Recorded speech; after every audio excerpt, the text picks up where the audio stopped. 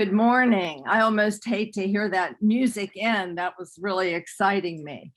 I'd like to welcome all of you. It's so wonderful to see so many friends and new friends on this webinar, and we're looking forward to the day. On behalf of the West Virginia Public Education Collaborative and its partners, the High Tech Foundation, West Virginia University, Marshall University, Vantage Ventures, and the Claude Worthington Benedum Foundation, I am really thrilled to have you and welcome you at the third annual Focus Forward Beyond the Cloud. The goal of Focus Forward is to bring together business, government, and education leaders to explore forward-thinking ideas and discuss how we feel they can be adapted to West Virginia to strengthen our workforce and the economy. We also always highlight the importance of connecting the education pipeline to these economic and entrepreneurial activities. We began this series 3 years ago with the Benedum Foundation, and we addressed artificial intelligence and its impact on West Virginia's economy and education. The second year, we followed up with the impact of the big data movement. And now we're building on these past two events by addressing how West Virginia can leverage the vast climate data sets through Noaa and create opportunities to launch startups and develop new technologies in this private climate market. So we're thrilled to have you. We hope you enjoy the day. It is now my pleasure to introduce Dr. Gordon Gee, the president of West Virginia University, who's known within West Virginia and certainly beyond for his visionary thinking. Dr. Gee has been an amazing supporter of the West Virginia Public Education Collaborative and its partners, as well as Focus Forward. He's been with us since the beginning. And Dr. Gee, we're looking forward to hearing your remarks today. Well, thank you very much, Donna, and to the collaborative and to all the people who are here with us. I am really delighted. I apologize, by the way, that I'm in an airport. I have no idea what I'm doing here, but here I am, and grateful to be here. But the collaborative has done a great work for West Virginia over the past. What have we been doing now, Donna? It's 5-6 years, and it's been a way to knit together great concepts, great ideas, and opportunities, and we certainly have done that. I think that the Focus Forward process that we've developed gives people an opportunity to look to the future and think about all the possibilities of West Virginia, which are immense. So I can tell you this: in the past year, I've learned a lot. But if it's taught us anything, it is that the path forward for West Virginia requires people willing to lead rather than follow. And we certainly have seen that. If anyone had told me, for example, last January that West Virginia University could become a totally online institution within 2 weeks, this massive institution of 33,000 students, 30,000 plus faculty and staff, we could become totally online within 2 weeks, I would have bet against that, but we did quite successfully, just as other schools around the country made a quick and generally smooth transition to online learning. That emergency shift shows that organizations can move with speed and agility when our will, and I would say our courage to change, is strong enough. Now, I can tell you this: no one understands that better than Brad Smith, Executive Board Chairman and former CEO of Intuit. Brad has cultivated, by any measure, an agile, innovative culture and helped his company improve the financial lives of customers around the world through products such as TurboTax and QuickBooks. And we all know about them now. Intuit is, by the way, consistently ranked, in addition to being a great innovator, it is consistently ranked as one of the top 100 best places to work and among the most admired software companies in the world. Recently, Brad has turned his innovative vision on his home state and seen great potential for growth in our post-pandemic next normal, as I like to call it, which will include more remote workers, more than we have ever been able to imagine. As he told Fortune recently, people want to find a place where they can live, work, and play. They want to be surrounded by a community that is full of kind and diverse people, and they want to have the opportunity to be part of something new and fresh. And I think that's why West Virginia is really appealing to a lot of people. Couldn't agree with you more, Brad. It is the perfect time and the perfect place to be located right now. Brad believes, by the way, in this vision so strongly that he and his wife, Elise, have donated $25 million to our university to create the Brad and Elise Smith Outdoor Economic Development Collaborative. Their donation will provide initial funding for a remote worker program. And we're very excited about this because this groundbreaking initiative in partnership with the state aims to leverage West Virginia's outdoor assets, which are almost immeasurable, to bring fresh talent to the Mountain State. Although West Virginia faces stormy weather, looking beyond the clouds also reveals opportunity to ignite our economy, to develop world-class recreational infrastructure, and expand our outdoor educational programs. So to talk more about West Virginia and its future, I am terribly honored to be able to introduce to you Brad Smith. Brad, you inspire me. Here you go, my friend. Thank you, President Gee. I really appreciate your leadership. I appreciate your friendship, and I appreciate that kind introduction. You know, what I want to do is I want to first welcome everybody and wish you a happy St. Paddy's Day. It's a sincere privilege to have the opportunity to engage with such an inspiring group of thought leaders and change agents. And I'm especially excited to tee up today's theme, Beyond the Cloud, because it frames a tremendous opportunity for West Virginia to build a competitive advantage while having a huge impact on society as well as our local economy. Now, here in the Silicon Valley, we have a formula that we use to create the greatest breakthrough innovations, and it includes 3 critical steps. First, to find an important unsolved problem. Second, that you and those you enable can solve well together. And third, do this while building some source of competitive advantage. Now, finding the intersection of these 3 activities can be rare, but when it happens, it has a transformative impact for everyone involved. Companies such as Tesla, Google, Microsoft, Amazon, Intuit, and many others rely on this very approach to create value. And today's session is designed to showcase how the intersection between weather, big data, and West Virginia's assets and ingenuity are poised to capitalize on such an opportunity. So let me begin by teeing up the first element, the unsolved problem, which is the weather.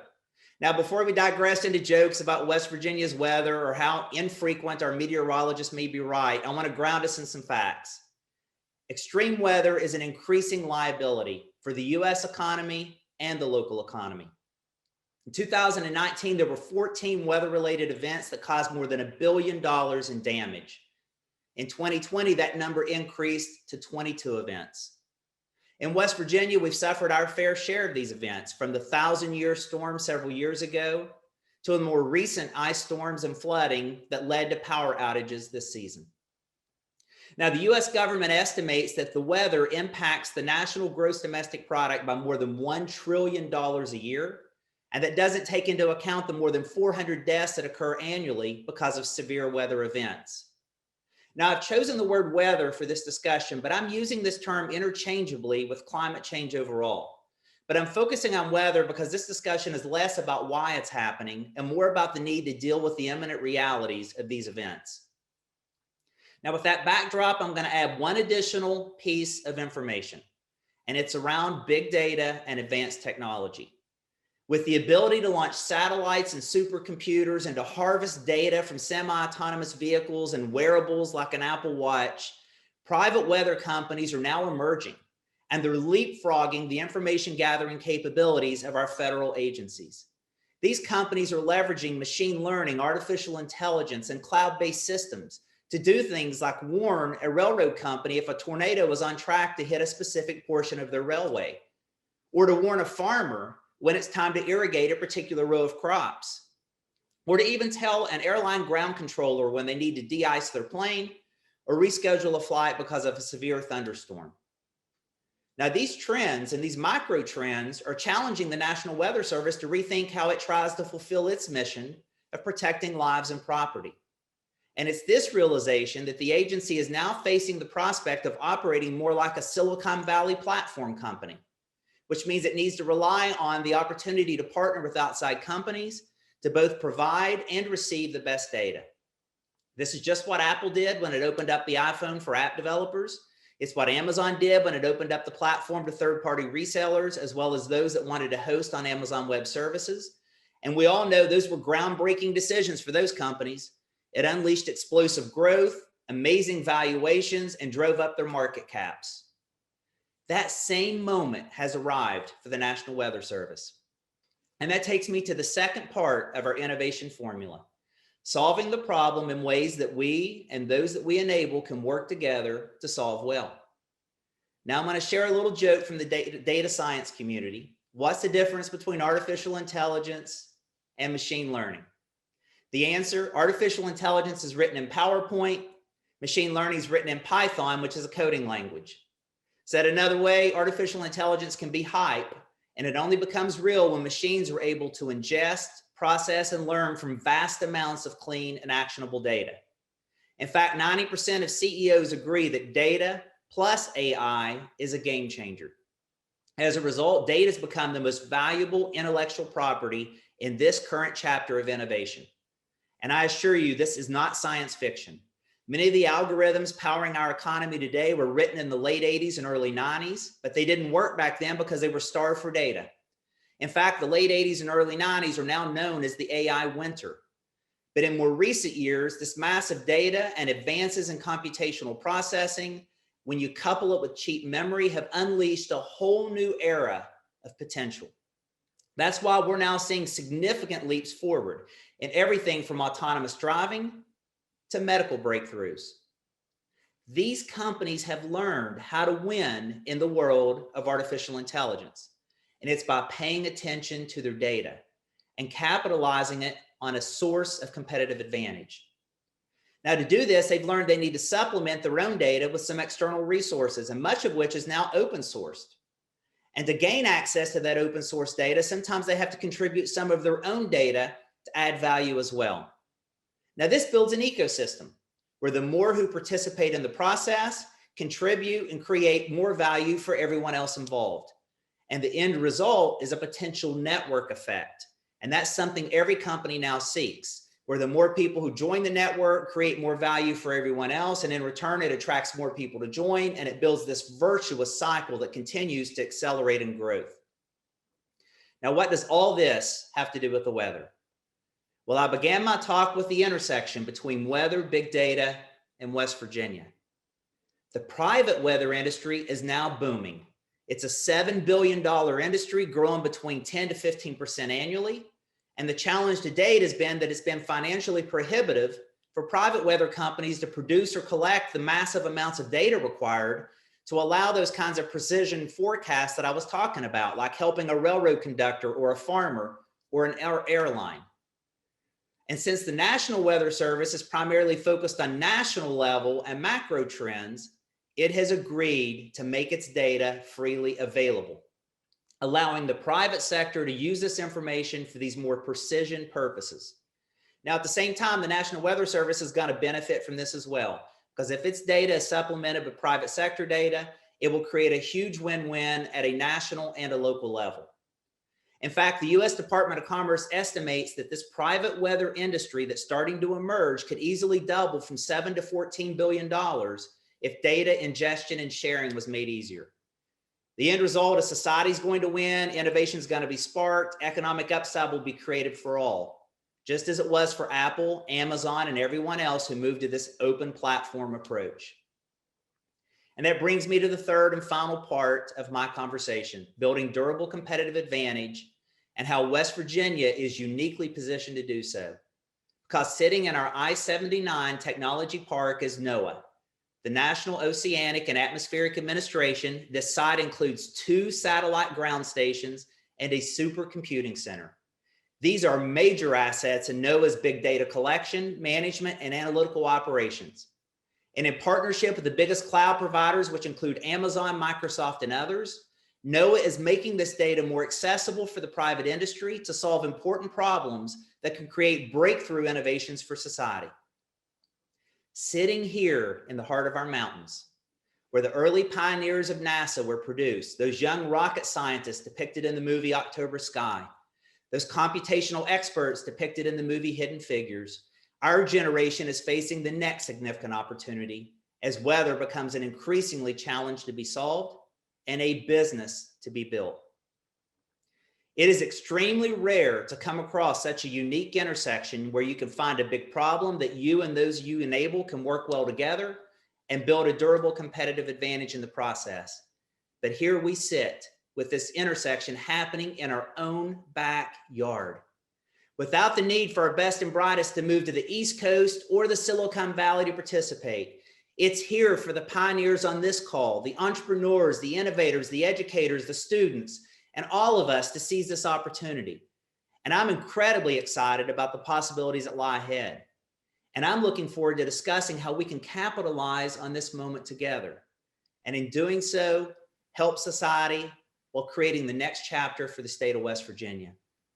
So without further ado, I'm going to wrap up my opening comments, and I'm excited to take any questions you may have about the approach or the rest of today's agenda.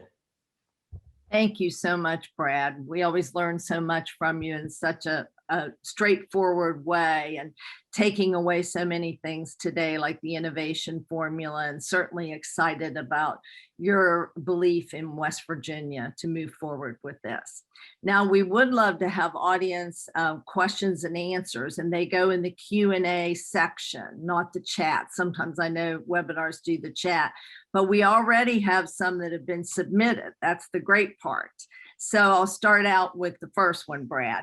How do you think West Virginia can get the most synergy out of the effort to make West Virginia a startup state and the opportunity in the climate and weather industry we're discussing today? Thank you, Donna, for the question. And I think it comes down to three things. It comes down to focusing on our people. The second, our assets and natural resources. And the third is letting the world know that there's a lot of exciting things happening in our state, and they are welcome to come and be a part of that opportunity. So I'll start with our people. We are focusing our education right now on ensuring that this next generation understands the entrepreneurial skills, the critical thinking skills, and have that sort of design thinking approach that the Silicon Valley and so many other successful sectors around the world have capitalized on. So West Virginia University has leaned in aggressively in this area, as has Marshall University and our K-12 system. And we're making sure our next generation is prepared to participate in the 21st century. The second are our assets, and there are our natural resources, which President Gee spoke about, the amazing outdoor activities, but also there's assets like Noaa, where we're sitting here and we have these amazing opportunities for entrepreneurs to begin to innovate and solve important problems for the world. And then last but not least is inviting others to come and be a part of this.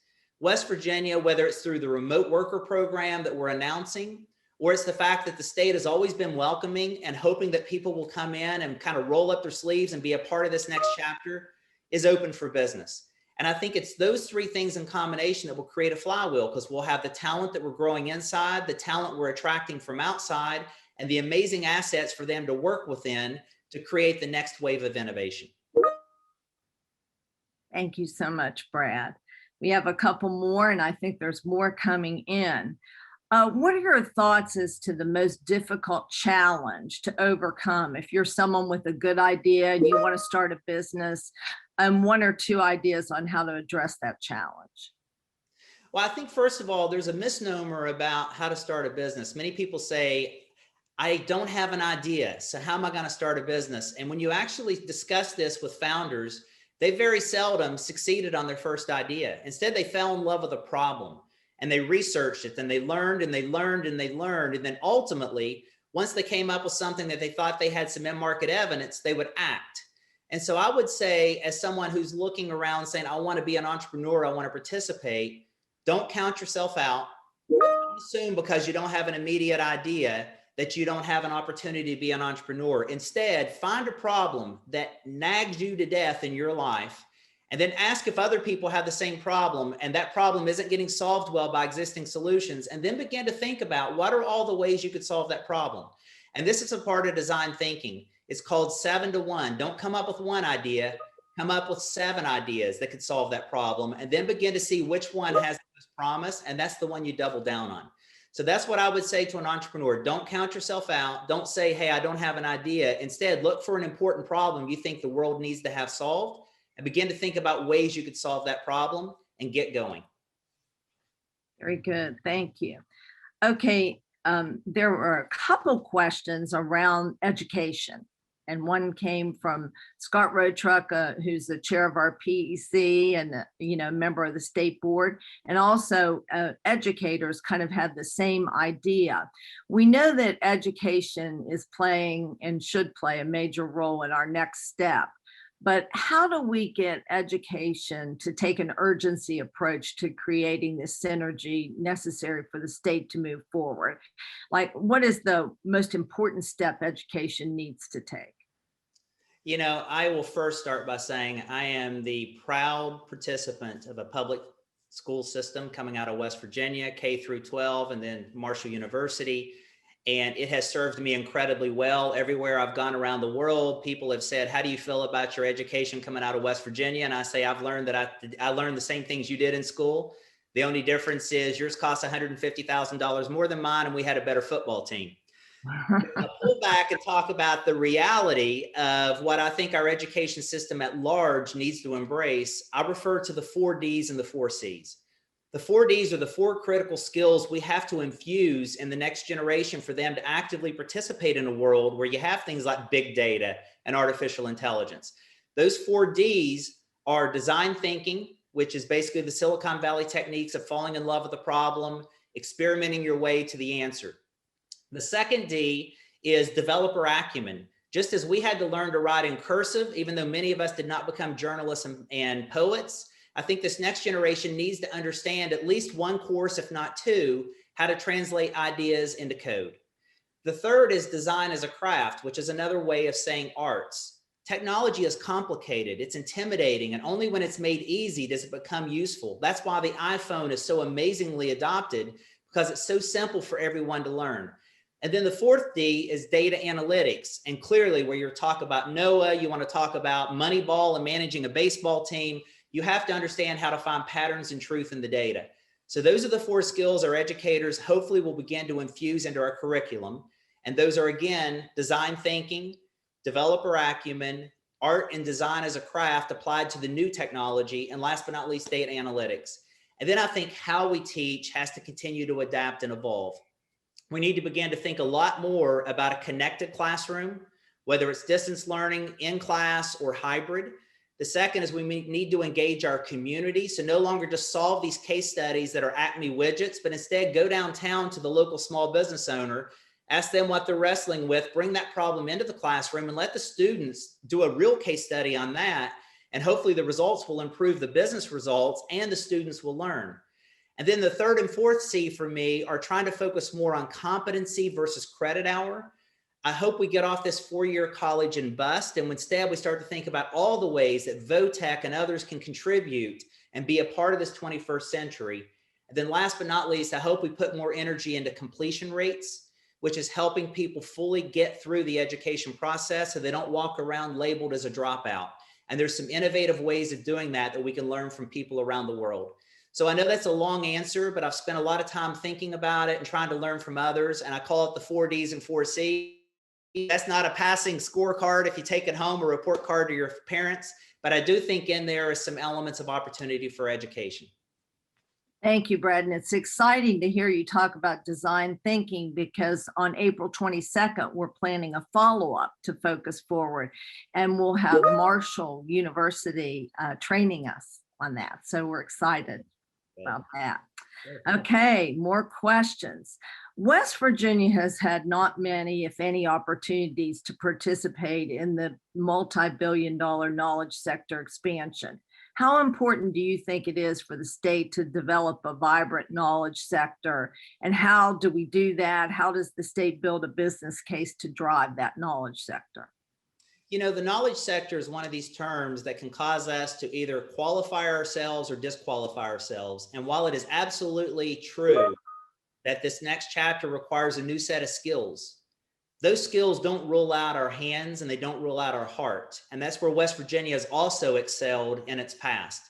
But in today's world, instead of VOTEC trying to figure out how to tune a carburetor when cars don't even have a carburetor in many cases now, we need to teach how to work with an electronic vehicle and how to actually work on robotics that'll be in Amazon's warehouses and how to use those technical skills. So that requires a different set of knowledge, but the same heart and the same hands that West Virginians bring. So what I would say is for us to participate, we need to step back and say, what are the new technologies, the new tools, the new screwdrivers, if you will, that I need to become familiar with? And then how do I apply that knowledge to the future? And so I would simply say this: in West Virginia, many times we say, why? Why can I participate? When I came to Silicon Valley, the question people ask here is, why not? And so I hope West Virginia starts to say, why not? Why not be a part of this and just lean in and do what we've always done? Just be completely innovative and creative. Thank you, Brad. Okay, the next question is, one of the primary technologies driving this climate and weather opportunity is big data analytics. We talked about that last year a lot at Focus Forward. Do you think West Virginia could become a player in this bigger market by leveraging this climate and weather opportunity? Absolutely. Absolutely, Donna. That was the thesis I was hoping to share in my opening comments. This big data opportunity, and especially as it relates to weather, we know that weather change is a secular challenge that's going to face generations for many, many years ahead, if not centuries. So this is a big unsolved problem that we're all trying to get our heads around. All the world leaders, all the meteorologists, all the big data scientists, all the major tech companies. And it's very rare that you find yourself in a situation where you're sitting in a small piece of geography where you got some of the world's greatest assets in your backyard.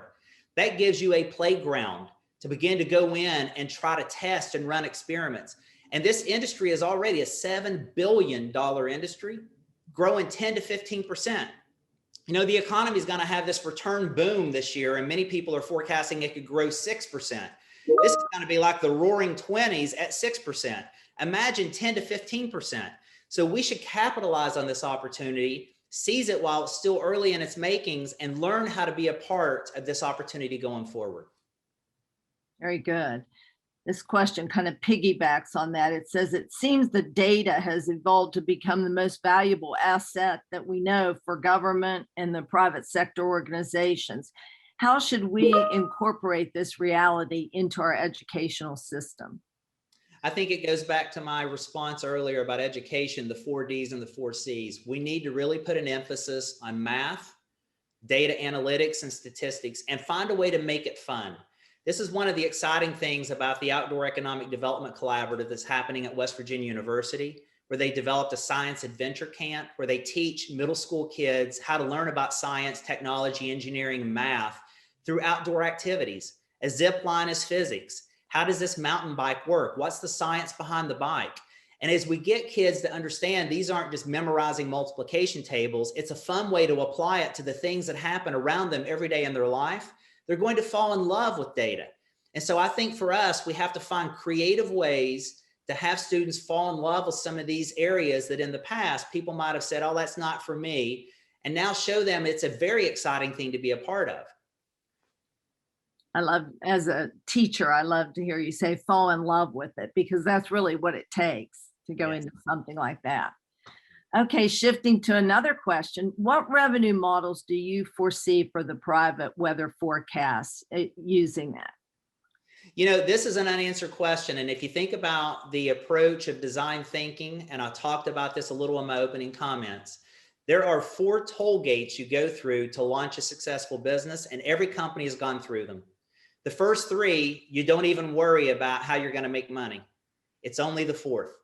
So the first is you find a big important problem. You come up with at least 7 different ways to solve it. You run experiments and you narrow in on one. And the first toll gate is, did that one solution that I put out in the market, Did it create customer benefit in such a way that they're actively using it in their daily life and they're starting to tell their friends and family about it, even though I haven't officially launched it? That's called a unit of one, or the love metrics. Then the second is, if that starts to work, you roll it out to a broader group called cohorts, and you see if you get that same multiplier effect where they're saying, this is so amazing, I'm going to tell my friends and family. It starts to create viral growth. It's only at that second stage that you say, will anyone ever pay me for this? You get to the third stage and you say, now I'm going to put that solution up against the existing things in the market. How does it stack up against others trying to do this? And see if I'm starting to get a faster adoption or downloads than they are. And that's when you actually do a dry test. You put a little pay window up that says, click here and give me your credit card. And you test multiple ways to charge for that: a subscription, a one-time download, a buy the drink model, whatever your model is, you test to see which one creates the most revenue. Once you've got that figured out and you have the love metrics proven, you go to the fourth toll gate, which is you write a business plan. You don't worry about how to make money or a business plan till the fourth toll gate. First, prove the product works, then prove somebody's going to be willing to pay you, and then go after the revenue. Wow, that's great. Okay, another question. How do you see the democratization of data from Noaa empowering entrepreneurs to solve larger problems organizations face, rather than leaving the data under private organizations? Well, this is one of these things that the Silicon Valley and many other industries have learned, and we learned the hard way. We started out in the early days as walled gardens, closed systems. We considered everything proprietary, and then when you get into the world of the consumer or the small business, the average small business uses 18 apps to run their business. And if those apps do not work with each other, you have not helped a small business with your one little sliver. You've created friction in their life. So this is where Apple, who originally launched the iPhone with a half a dozen apps, said there's no way I could solve all the potential opportunities and problems out there. And they opened up the iPhone to app developers, and there's over 1 billion apps now. And the same thing happened with Amazon. They were trying to become the world's biggest store, and they had warehouses if they couldn't keep all the things that they needed. So they opened it up to third-party resellers. And now you can find anything out there on Amazon. And this is the same opportunity with Noaa. These private weather companies certainly have amazing local data. The National Weather Service has huge amounts of national data. And if we start to bring those together, we can get a win-win for both. So we have to think about growing the pie and not protecting my piece of the pie. And that's the mindset shift everyone has to embrace. Thank you. Okay, I'm leaving out all the parts of these questions where people are telling you how much your message is resonating and how much they appreciate it. So I want you to know there's a lot of love in there, but I'm going straight to the questions. Okay, you mentioned the critical importance of a team to solving larger problems. Can you share your views on how West Virginia's public and private sectors can come together to solve some of our historically intractable challenges like broadband, so that we can actually advance entrepreneurship in West Virginia? Yes, and this is actually a lesson we've learned from our special forces in the military. General Stanley McChrystal is a dear friend of mine. He led the Joint Special Operations Command in the War on Terror. And he has a model that's very clear and very simple. And it's one we've applied in the Silicon Valley because he advised me and a lot of other companies. And it's got 4 pieces. The first is you have to have a common purpose. Said another way, one plan. Not everybody's individual plan, but one plan for the greater good, in this case, the state of West Virginia. The second then is you have to have shared consciousness, which means everyone shares data freely. So everyone has access to the same information, so we can all act on that information. The third is empowered execution, which is you get really clear about what are the frames that you want people to operate in. In other words, we want to solve broadband and it needs to be done in 3 years. It needs to be a mosaic of solutions. And we also have to make it affordable for consumers. Those are the only constraints. Now go innovate. And then the fourth is trust. And he breaks down trust very simply.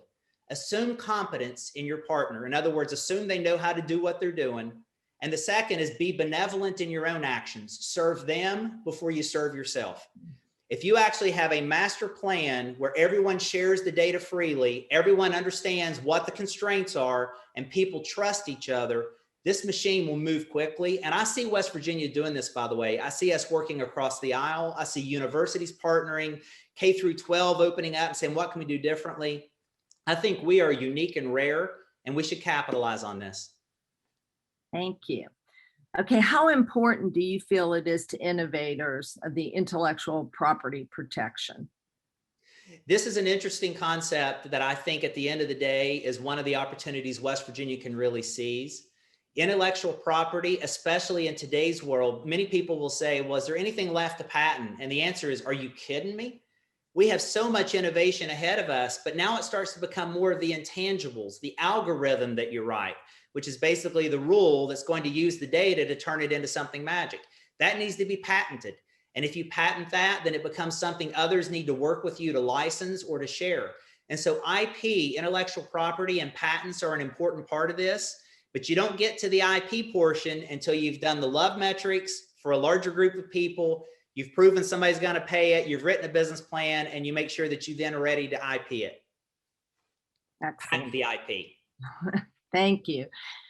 Data regulation is part of the future. What can we do to make sure that West Virginia's elected representatives and public servants have the knowledge and the data savvy they need? You know, this is one where I've spent a lot of time in DC and in Brussels in the role that I've had it into it. And it starts with a set of data stewardship principles. And for us, we believe very simply, it's not our data, it's the customer's data. And we're simply stewards of their data. And we never use that data without their permission. And we never use it in ways they haven't told us they want us used. In other words, we never share the data with anyone. You can never deaggregate it to get it down to personally identifiable information. And we only use it in ways that improve their life. I think it's that simple.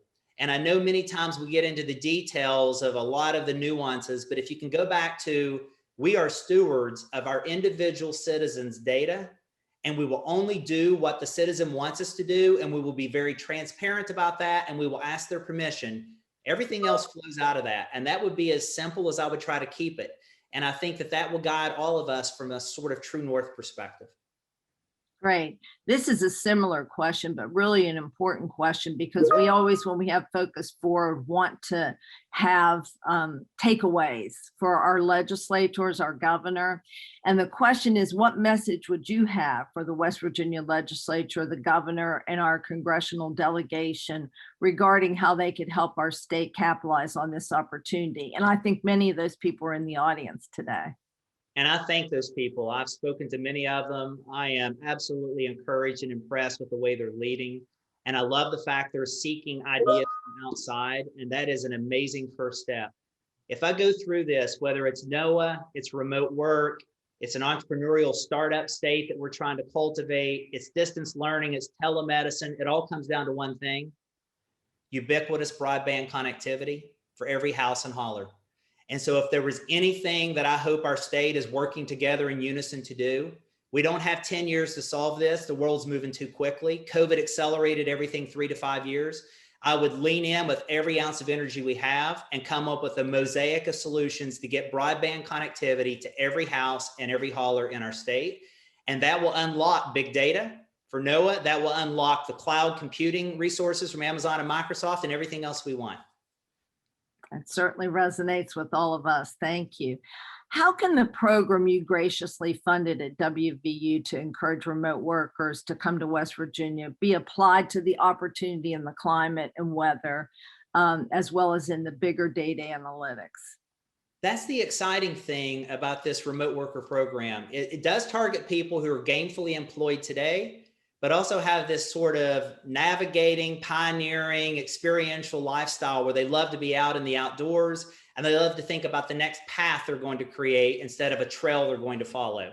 And so many times, if you study these remote worker programs from around the country, you'll see these people move here with a job. They'll be a part of the community. They'll spend their purchasing power in our local stores, and they'll help get our schools stronger. They'll be all the things we want a good citizen to be. But then sometimes they'll start to look around and say, hey, I see something that I might want to start. And that's where, when you have the Virgin Hyperloop, or you have Noaa, or you have things happening all around the state where they'll say, I want to be a part of that as well. So I think getting the talent in who already have those 4 Ds, they've already gone to school for that while we're growing the next generation in our schools, and then having these exciting assets in their backyard like Noaa, that's going to create a real flywheel effect where the talent meets the problem and it creates opportunity for the state. Thank you. You mentioned machine learning. What opportunities and applications are you seeing related to blockchain? Is blockchain more than a fad? And are you seeing educational institutions embrace teaching, research blockchain? Yeah, blockchain is very real. And without getting too deep into the technical aspects of it, blockchain is the architecture upon which things like cryptocurrency, Bitcoin, Ethereum, and everything else is built. There will be a lot that has to get sorted out in cryptocurrency, but blockchain itself is the new way of making sure that you can have a safe, secure, and accountable system for technology going forward. And I would absolutely, if I was in the education system, be leaning in, making our students aware of this. And for those who choose computer science, going deeper, because it will be the architectural fabric upon which the next financial services banking system is built. And all the new FinTech solutions are also being created. Excellent. Will the Brad D. Smith Incubator at Marshall University be putting an emphasis on startups around climate weather businesses? The neat thing about that incubator is we don't choose the businesses. We actually let the businesses come in and we try to help them facilitate their ideas. And right now we have a major anchor tenant that's focused on cybersecurity and protecting data. So there's a natural synergy to have that sit next to someone who's working on the private weather industry and the Noaa data assets. So I would tell you, we're open for business. I hope businesses who want to do that come into the incubator, and we will help you through that process. Great, thank you. What investments can West Virginia make to build the basis for technology industry companies that want to come to West Virginia, especially considering our around 50th place ranking in educational attainment? You know, this is one of these questions I've been asked many, many years. And for those of us who are from West Virginia that had a chance to move someplace else and then run a company, they always ask, well, when are you going to open an office here? You know, really, people choose where they're going to open offices based upon a couple things: an education system and the talent that comes out with the skills that are employment ready. The second is that they have the broadband connectivity, the healthcare services, the transportation, and all the other things that are required to have an effective and efficient sort of work environment. And I think our state is working on that now. But the way to go after that is, instead of trying to attract a business with a tax break, attract their employees with remote workers. And then the businesses are going to say, why are all my employees wanting to move to West Virginia? Maybe I should have an office there. I now have 25 or 30 of them sitting right there. Maybe we should start recruiting there, because that seems to be the place everybody wants to be. So instead of this push model of trying to get the business there and give them a bunch of breaks, let's create broadband. Let's create this entrepreneurial ecosystem. Let's bring the remote workers here. And trust me, they will come. It's exciting to hear too. As weather and climate pertain to the tourism industry, with the addition of the new national park in Fayette County, how can rural communities in Fayette and Kanawha take advantage to increase tourism in these areas to develop and grow? I think the tourism industry right now, and in particular in West Virginia, is going to see explosive growth, especially coming out of COVID. And then if you look at the amazing work that Chelsea Ruby and her team are doing, and then you put that in conjunction with this remote worker program, there's going to be a massive spotlight being shined on West Virginia. And I think it's going to be an amazing opportunity for people to see this beautiful new park. Well, not a new park, newly designated park, all the amazing assets we have with all kinds of incentives to come and give us a try. And I think when people come to West Virginia, they're not going to want to go back home. They're going to want to make it their new home. Now, when you tap that into Noaa and the private weather industry and how that ties in to the tourism opportunity, that's a great idea for an entrepreneur somewhere on this call to say, how can I go in and tackle a problem that will tie to the tourism industry? Because I know that the governor and Chelsea's leaning into that. That could be the new business idea for me. So I would think about that as you approach today's session. And then you think about the design workshop that Donna, you mentioned, is coming up here in a couple of weeks. Thank you. This is probably, there's more questions, but we can answer them offline. But one more question, and you addressed some of this.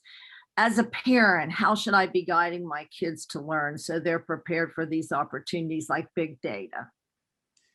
I would encourage them to learn by doing, to experience things, to ask the why behind that works. And that will teach them how to fall in love with why things work. And why things work increasingly will be rooted in things like technology and math. And don't let any gender bias come into this. Women and girls actually test more advanced in the early years of their education in math and science than men.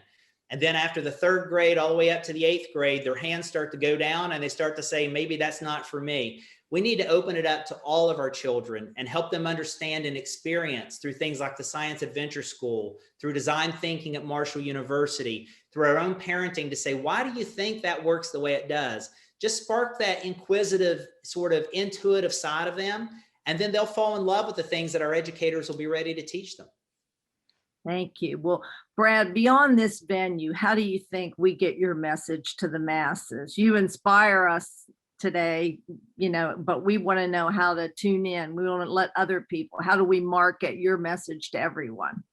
Well, I think it's the collective we, and we are doing that. And I think you can tell from me, I'm not shy with words. I'm a little overly verbose.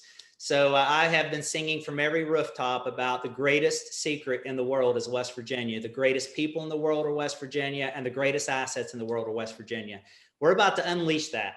We're going to be talking about it with the startup state. We're going to be talking about it with remote work. We're going to be talking about it with Noaa, Virgin Hyperloop. There are so many things coming our way. We've got amazing elected officials in Washington. We have amazing officials in the state. So just lean in and be a part of it and believe. Because believe me, I absolutely love people who dream and then know it will come true. There are 2 kinds of people in this world, in my opinion. Those who have to see it to believe it, and those who believe it and then they see it. We need to be the second group. Well said. I've never seen somebody that has never had prior knowledge to any of these questions answer them so well. No notes or anything. So we thank you so much. And I'm going to turn it over to Jim Estep right now, the president of High Tech Foundation. Thank you.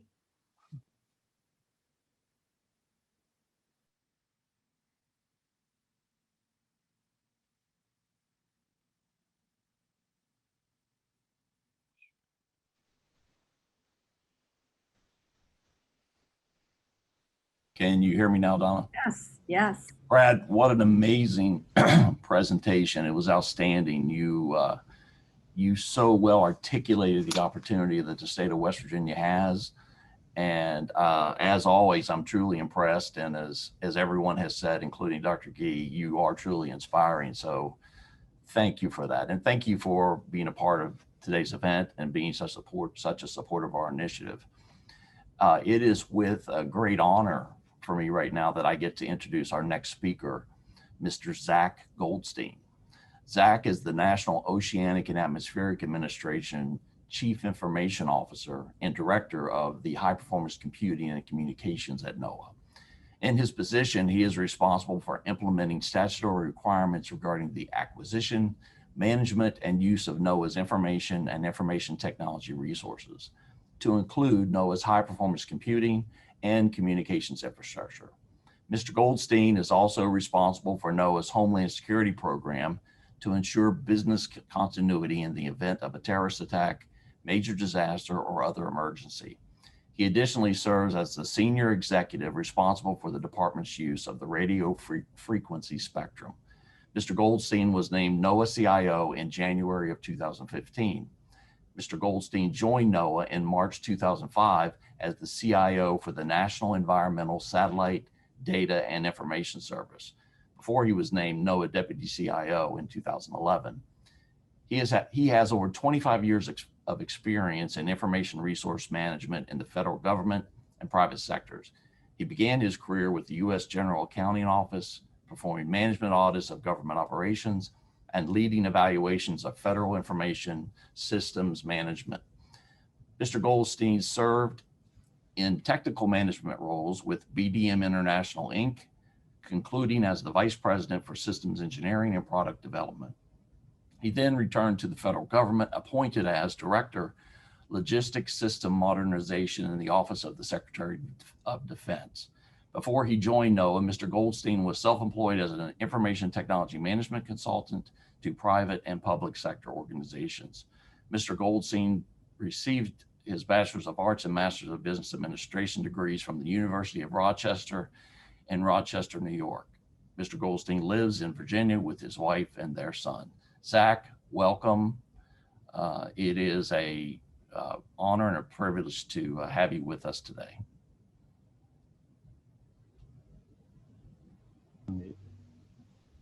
Great. Thank you so much, Jim.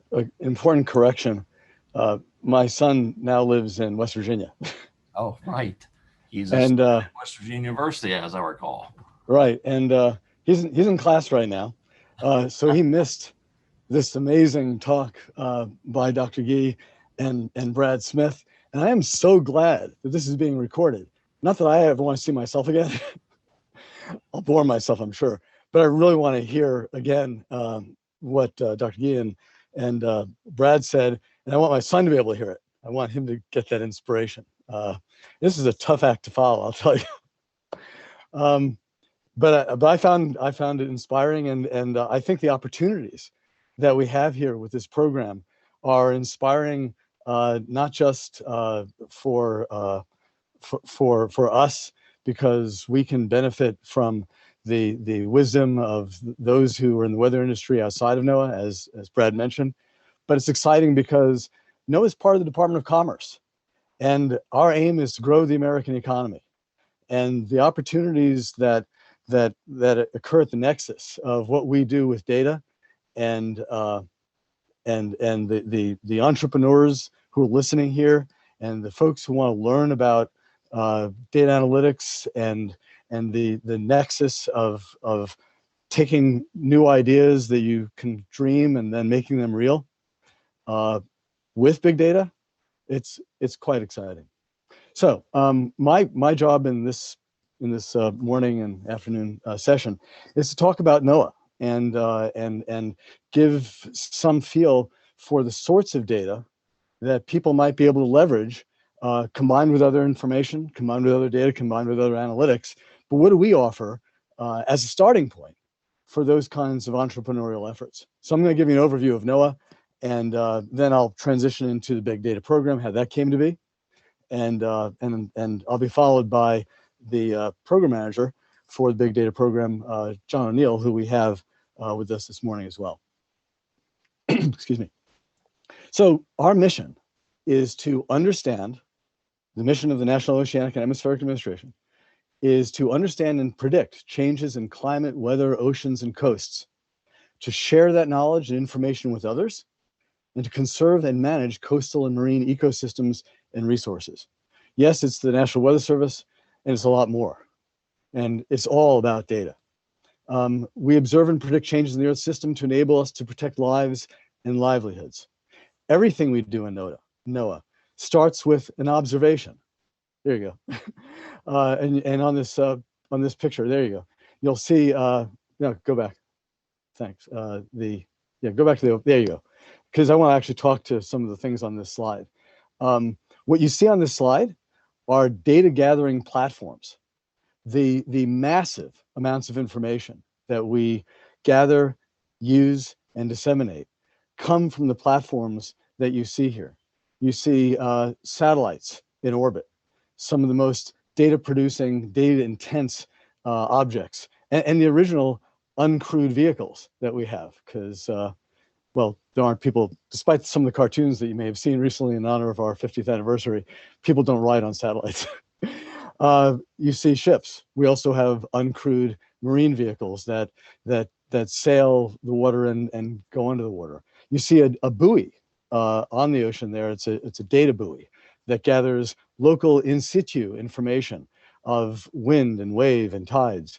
And if you think that's just about the oceans, the way we have extended forecasts is based on the use of ocean data. The ocean, the atmosphere are all critical to how we get weather, and you have to have data from all of those aspects of the environment to be able to forecast the weather during climate, as well as manage the ocean ecosystem itself. And you see planes up there. We have planes that fly into hurricanes, hurricane hunters, right through the wall of the eye wall of the hurricane. We have planes that fly over hurricanes that drop. They actually both drop radiosondes into them, observation packages. But we also use planes to map, and we use ships to map. And so I'll get more into that when I talk about the different parts of NOAA. Anyway, so everything we do starts with an observation, and you see a lot of platforms there. and results in crucial information from everything from alerting people to run from a tornado to where you can fish so that you can have healthy fisheries, that we can all have healthy fisheries for generations to come. And all of that data and all of that mission is what we do and can be built upon by the private sector, because our aim is to make it all available, which is actually easier said than done. But the cloud is a key piece, and you'll hear more about that. This information flow from observation, processing to actionable information makes Noaa one of the most data intensive and computer intensive agencies in the government, outside of the intelligence community. But because of that, we're often referred to as the Environmental Intelligence Agency. So what are we doing with all of this data and computer models? The main work of Noaa occurs in our 6 what we call line offices. And the first one I'm going to talk about is the one that you've heard a lot about this morning, the National Weather Service. The National Weather Service is the authorized body for official government information on watches and warnings. That's the wheelhouse, right? There's a lot of value-added products that one can imagine creating. Brad Smith talked about a number of them. But when it comes to saying you've got barely enough time to get out of the way of a tornado, when it comes to putting out there and lighting up cell phones that tell you you're in a warning box, take shelter now, this is a deadly storm. That's Noaa's job. And we do it well, and we do it with massive amounts of data, starting with, for example, radars. When you see, and I'm going to be trying to connect this to the private weather industry, right? When you see on TV a radar image, no matter what TV screen you're looking at, whether it's AccuWeather, whether it's your local television broadcast station, whatever it is, that's a NOAA radar, a radar operated by the National Weather Service. When you see a satellite image, that's a NOAA satellite. And so you say satellite/radar, that's actually a satellite image with a radar image overlaid on it. The private sector is disseminating it to you, they're explaining it to you, they're using that data, but the data originates in NOAA. So with the Weather Service, they operate a network of 160 dual polarized weather radars. They're called NEXRAD. These are amazingly accurate things. I think it's about 15 years now that we've fully deployed the dual polarized radar systems. That means you have a signal in one plane and a signal in another plane. And it allows us, for example, allows our forecasters to tell the difference between a raindrop and a snowflake, or know when a tornado hits the ground, because now with the dual polarized radar, we were able to see the debris field as it rises up. And what does that translate into? It translates into great information, more warning time for people to take shelter, but also translates into amazingly accurate information about the environment that can be reused by the weather industry. National Weather Service includes some things that you might not have associated with the National Weather Service. It includes the National Hurricane Center. The National Weather Service uses 2 operational supercomputers to generate forecasts every few hours. Actually, some products come out every 30 minutes. It's a unique application of supercomputer technology. Most supercomputers that do this sort of work are doing research, and I'll be talking about our research operations in a second. Some of our most important research operations are right in Fairmont, West Virginia. The operational supercomputers have to be very fast, because you have to take the data from a satellite and other sources, turn it into a forecast in time for it to be information that's actionable. If the computer is too slow, or you don't have enough processing power, you have a picture of what could have happened as opposed to what will happen. So operational supercomputing is an essential technology for the National Weather Service. There are 122 weather forecast offices located all across the United States and our territories. And what's interesting about the forecast offices, the folks who give you the local forecast, as well as issue the warnings and all of that, is that no matter how good our supercomputers get at producing a numerical forecast, the forecast that you get from any channel starts with the output of a supercomputer. And then humans add their knowledge and skill to it. And one of the interesting things, skill, by the way, is the added value that we produce in a forecast over simply looking at the Farmer's Almanac or saying, well, based on yesterday, it's going to be this. The added accuracy that's provided is called skill level. And no matter how skillful our data and our computers get, people with additional computers perhaps supporting them, right, and data analytics and other things, can always add skill level. No matter how good we get, the human element always adds an improvement. And so we have offices where at 122 locations, we have humans who are using additional computers and their own knowledge and their own skills to improve the skill level of the forecasts that we put out. But NOAA isn't just the National Weather Service. I like to think of it as the pointy end of the spear. There's a lot of things that back them up, and there's other parts of NOAA that also produce important products. So, for example, and these are, and you may be in a state that isn't facing the ocean, but remember, ocean data is crucial for weather forecasting, and it's a whole market all by itself.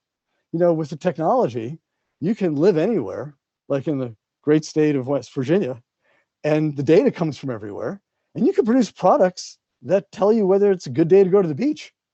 You don't have to be at the beach to forecast that, because we have the technology, and if you have the bandwidth and you can get all the data to you, you can live where you want and produce products that the world will benefit from. So it's not just the weather data that should be of interest to the entrepreneurs here listening, but all the data that we aim to make available, free, and accessible through the cloud. So the National Ocean Service. National Ocean Service is about safe marine navigation and much more. It's about the ocean input into the Earth system and how we use that to predict changes in the climate and immediate changes in the weather. The Ocean Service contains the oldest part of NOAA. Thomas Jefferson created Survey of the Coast. Now, it wasn't NOAA back then. We've only been 50 years old, but the roots of NOAA were the oldest science agency in the federal government. And when Thomas Jefferson created Survey of the Coast, it was about making sure that we could have commerce as a nation, as an ocean-going nation, without everybody crashing on the shore, on the rocks, on a sandbar. So he created Survey of the Coast. That means that every ocean map, every coastal map that you see, the Great Lakes, the Gulf of Mexico, all of those maps come from NOAA. The ship that you see, I'm not sure actually which one that is, but we have ships that have dual band sonar that are very accurate, some of the most accurate sonar in the US government for mapping the bottoms of the ocean, for mapping the coast. And it's not just for creating maps, it's also for helping America respond to emergencies. When Hurricane Sandy, which of course NOAA did a pretty good job at forecasting, hit the New York, New Jersey area, immediately the Port of New York was closed. Hurricanes change shorelines, hurricanes change the bottoms.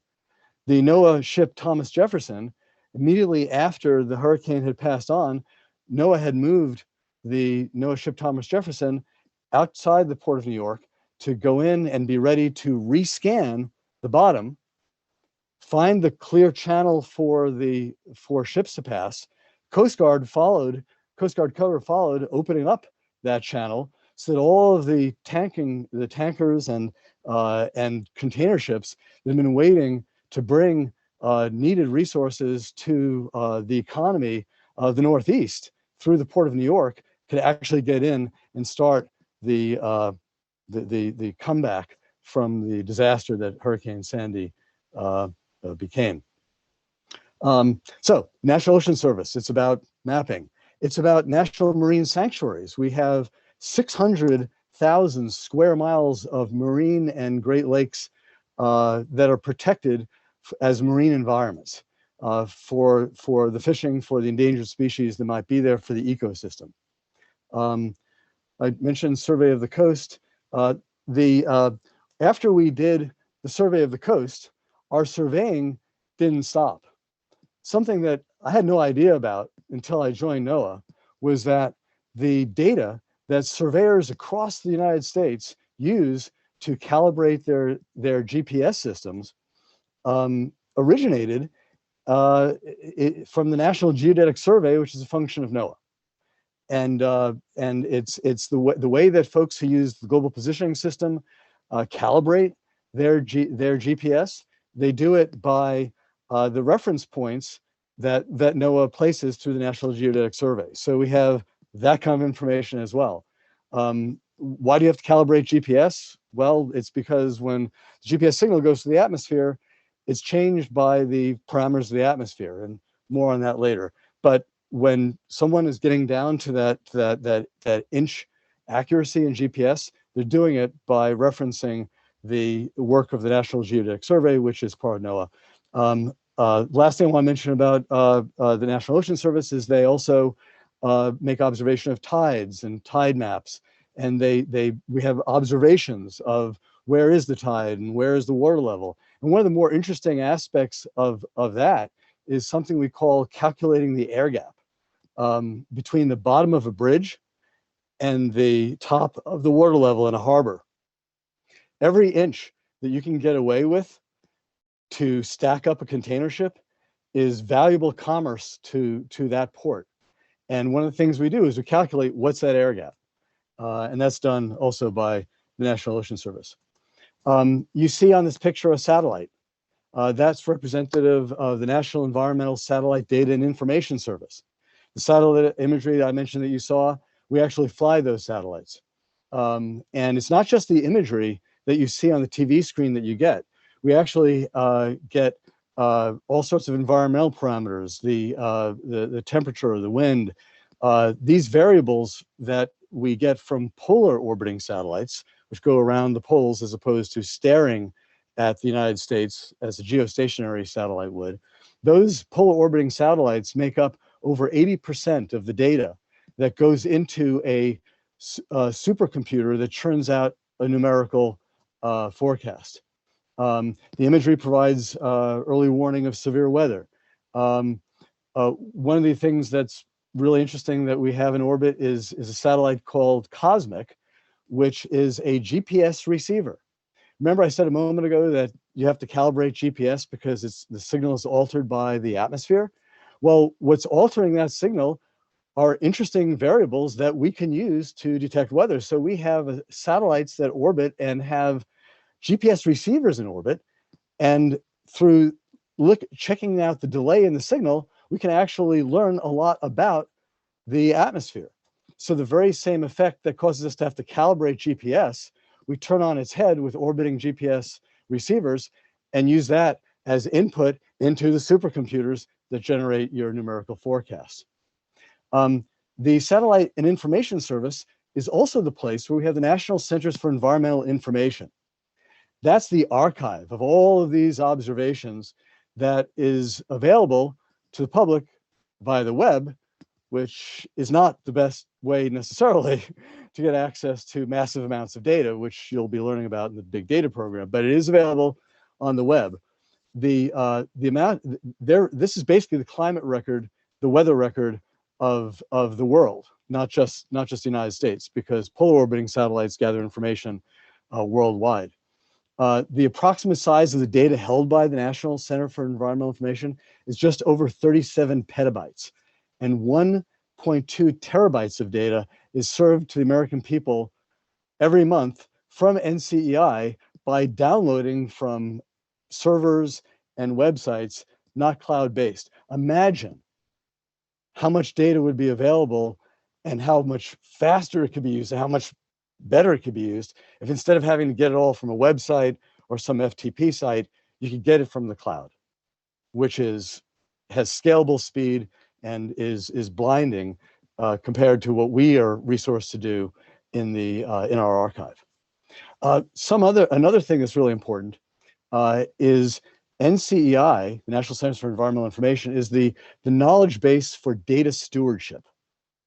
Data stewardship is the carrying and feeding of the data itself to make sure that an observation made once can be used an infinite number of times over an infinite time scale for us and all the future generations, so we can see how things are changing, or so we can build businesses on what we have and know what the data means.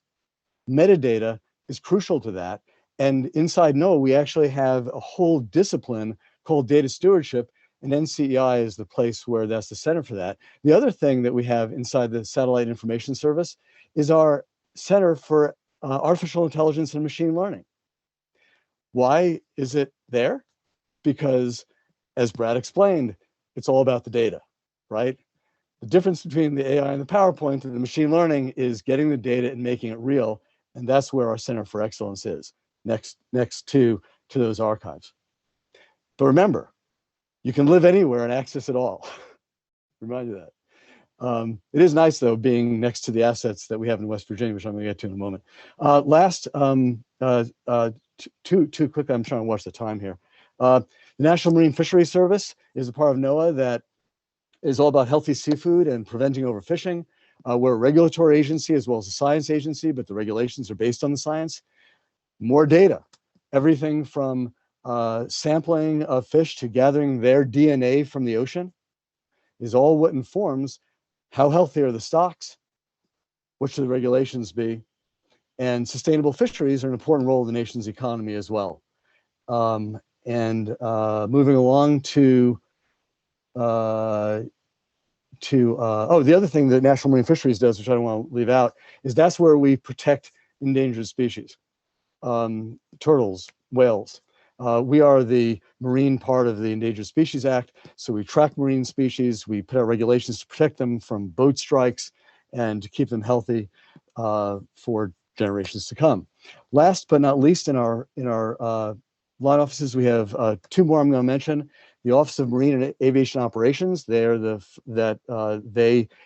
NOAA Corps, which is the 8th uniformed service of the United States government. It's a homework assignment to figure out the other 7.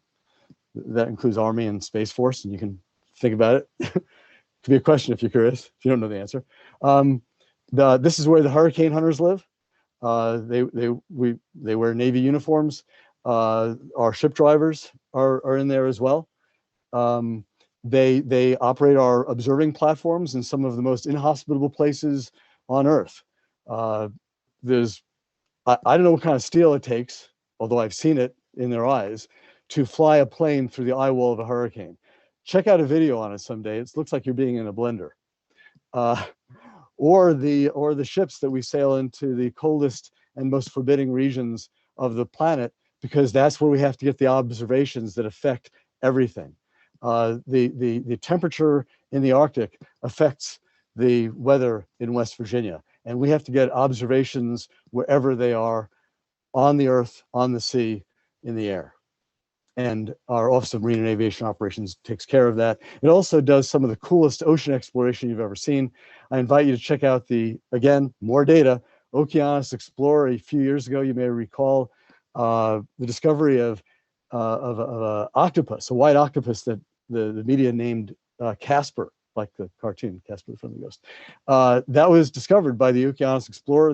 This is an ocean exploration vessel that also doubles as a floating TV studio, and the whole world, because of the communications, and can see exploration as it happens from the cameras of the undersea robots manipulated by the Oceanic Explorer. And last but not least is our Office of Oceanic and Atmospheric Research. This is the research arm of NOAA. This is where the most of the great ideas begin, although actually we have great ideas all across NOAA. But these are the people who focus on the translation of basic research into applied research. So for example, the next rad radars I spoke about earlier, with their massive amounts of data, were developed in the Office of Ocean and Atmospheric Research. They're now working on the next generation of radars to go to phased array, which will generate orders of magnitude even more data and more precision, better forecasts from better data.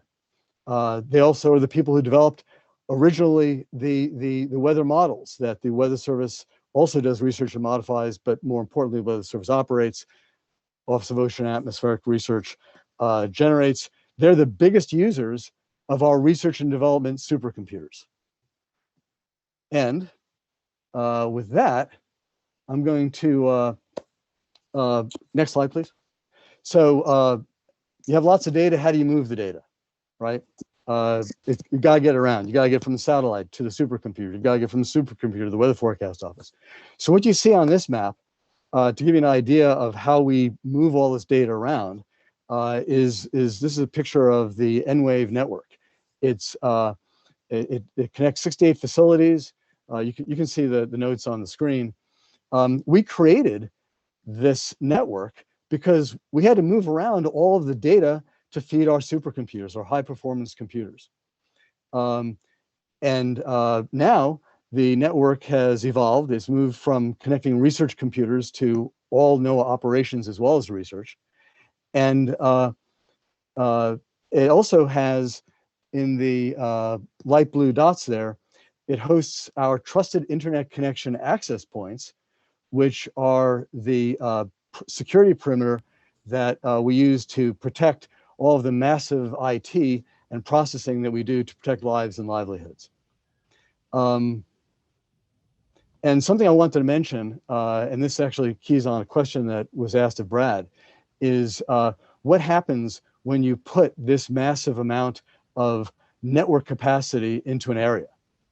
It not only now allows us to move data, but it becomes a basic stimulus locally for the implementation of broadband. Because once we make a buy of network capacity, because we have to move these petabytes of data around every day, all of a sudden now there are economies of scale that communications providers can build on to put broadband in localities. And frankly, that's one of my hopes for West Virginia, because one of the biggest pipes we have is right into Fairmont, West Virginia, to connect our supercomputers and our satellite operations that occur in Fairmont to the rest of the network and in support of the American people. Zach, this is Jim Estep just popping in. Over time. Yeah, we're going to go ahead, and if you're ready, we want to begin the transition over to John. If that's okay with you. Yeah. Okay. The only okay, then let me just say one last thing. It's about West Virginia. Thankfully, because I spent more time than I planned on talking about what we do in the big picture, Brad talked about what we do in West Virginia. There you go. And he mentioned our supercomputer. So that is the largest supercomputer that we have that operates in NOAA in a NOAA data center. He also mentioned about you see the satellite dish there. There are only 2 places on Earth where geostationary signals, the picture that you see on your TV every night, come down to Earth. One is in Virginia, and the other location on Earth is right in Fairmont, West Virginia, at that dish, just those 2 places. And the thing that Brad didn't mention, but I will mention, but he did talk about the importance of cybersecurity as a discipline, as an industry, as a future for students to grow into. The place where we defend all of our assets, where we defend our ability to protect American lives and livelihoods, the core of our cybersecurity operation is in that building in Fairmont, West Virginia. 24/7, our cyber defenders stand on guard, watching the information coming in for the trusted internet connection access points, monitoring the individual systems across NOAA that do our job and keep us safe. And you may wonder, why do you need all this security? All the data is public.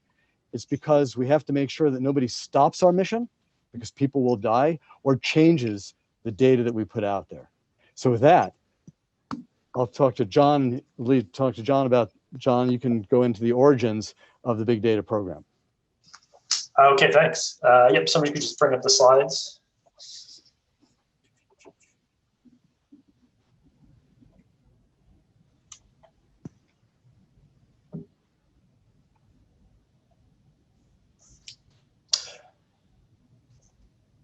go.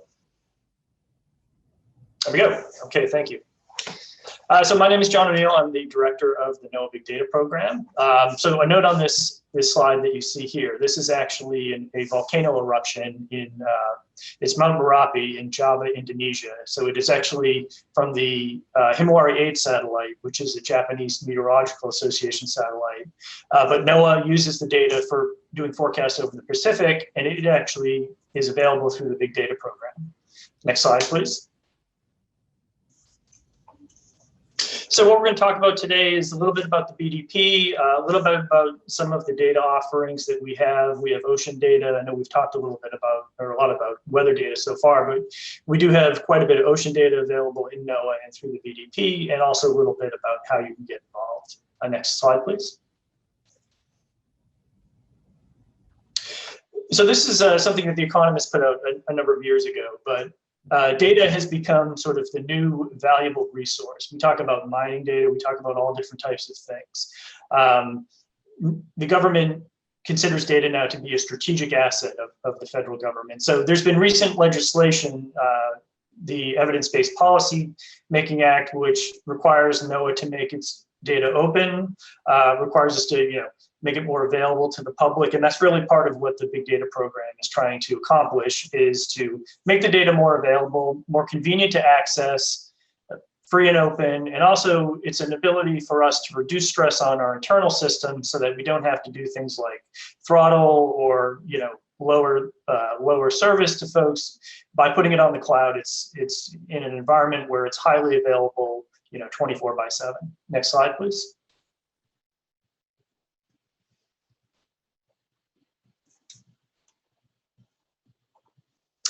So the agreement that we're in now with the Big Data Program, it's a contract with the private industry, but it really represents a partnership.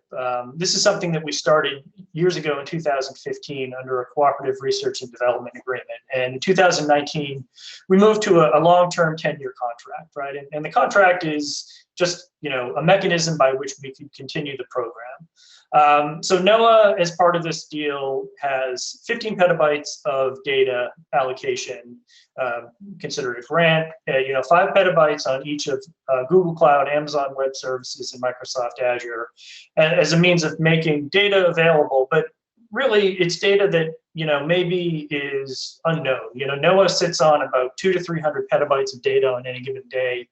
And people are very familiar with the weather data. Obviously, the private weather industry is a very important economic engine in the US, but we have so much more data. NOAA collects data literally from the surface of the sun to the bottom of the ocean. So we have data sets that, are potentially underutilized.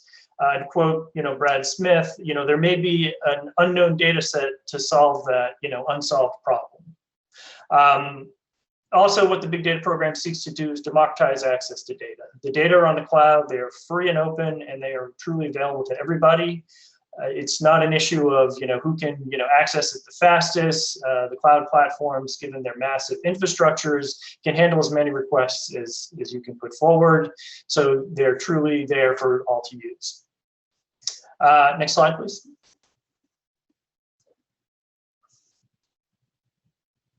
So the BDP sits under the Chief Data Officer in NOAA ACIO, under Zach Goldstein. It's a 10-year contract, and that was really done in response to some of the NOAA concerns about, having a long-term agreement in place. If we're going to do this and we're going to make all the effort to make the data available and, provision resources and do the type of activities on the cloud, we want to make sure that that data is around, particularly for businesses that are using the data and, making iPhone apps to, doing logistics work. We want to make sure the data is there and people can feel confident that it's going to be there for the long term. Even before NOAA has started to use its allocation of 15 petabytes, there are already 8 petabytes of NOAA data spread out across Azure, Google Cloud Platform, and AWS. That represents about 145 data sets, and we have seen all kinds of, business opportunities. There are people doing wildfire prediction. There are people using it for logistics. People using ocean data for a variety of things. So we've seen this as a, as the ability to be a bit of an economic engine from using government data for private industry. Next slide, please.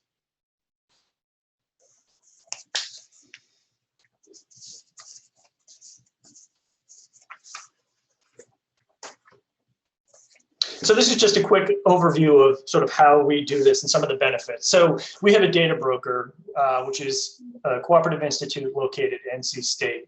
So instead of having, many connections coming into Noaa or people grabbing data, which is how we traditionally do things, we move one copy of the data outside of the Noaa boundary onto the cloud to then, service academia, service private industry.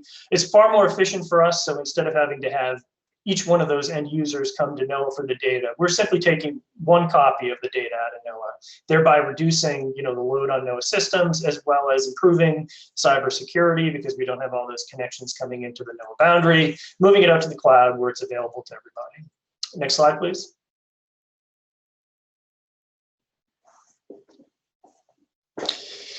So the BDP catalyzes innovation in environmental services.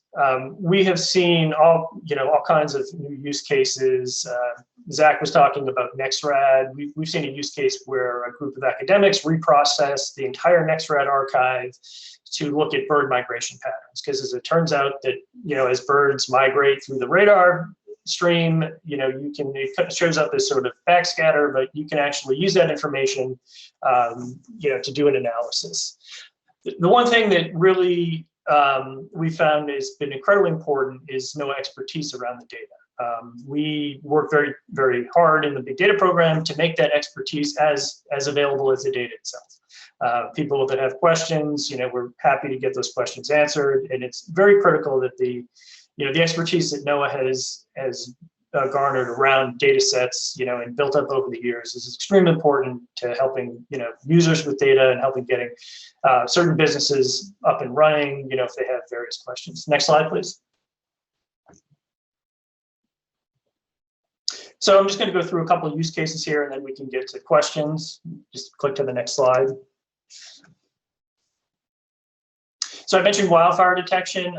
There's a company called Mayday AI, which has done a lot of very innovative work in detecting wildfires using the GOES satellites, as well as using other data points. They're an interesting use case because I know that they are actually spread out across their operations and workflows. Are spread out across all three of the Bdp partners. They do some work on Amazon Web Services, they do some work on GCP, and they do some work on Microsoft Azure. Next slide, please. So Microsoft makes Noaa's integrated surface dataset ISD available, and they use it internally. So they're using it at Microsoft Research for data process and analytical scripts for hourly Noaa weather station data that produces urban heat island indices for hundreds of US cities. Another thing that Microsoft has done, Jen Morris, who works in AI for Earth, is a computer vision expert, and they've done some very interesting work with the Fisheries line office in Noaa, automating image detection of whales and seals and other things. Next slide, please.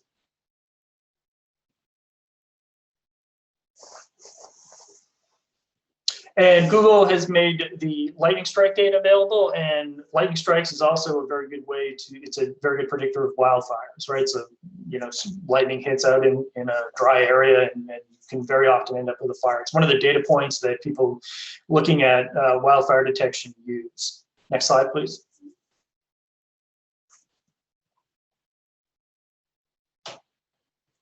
And as I mentioned at the beginning, the initial slide was the HIMOR 8 satellite that actually is available on Amazon Web Services. It's also an interesting example because it's an example of the Nestus line office within Noaa generates the HIMOR 8 products on Amazon Web Services. So it's a sort of an end-to-end cloud data flow. It also gives an idea of the sort of depth and breadth of Noaa data. Actually, we have a number of international agreements that allow us to distribute international data sets.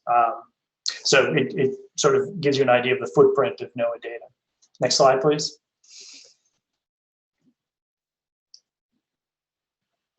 And another data set that gets used in not only wildfire prediction, but air quality is the high resolution rapid refresh. It's another one available on AWS and Google. Next slide.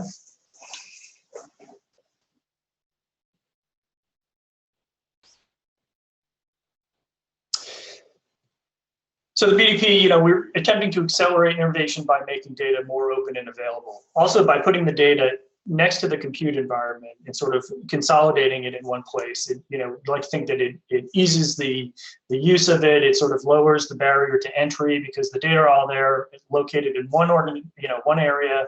You have all the compute environment that the cloud provides, including all the tools, whether you're doing AI or ML or whatever the case may be. Everything is there in one place. It's, we have vast data holdings now on Microsoft, Amazon Web Services, and Google Cloud Platform. So it's there for people. If you have that unsolved problem or that next great idea, it's there for you to use. It's free. It's open. And it truly is available for use. Next slide. I think this is the last slide. So I'd encourage you to go check out the 3 public dataset programs on Azure and AWS and Google Cloud.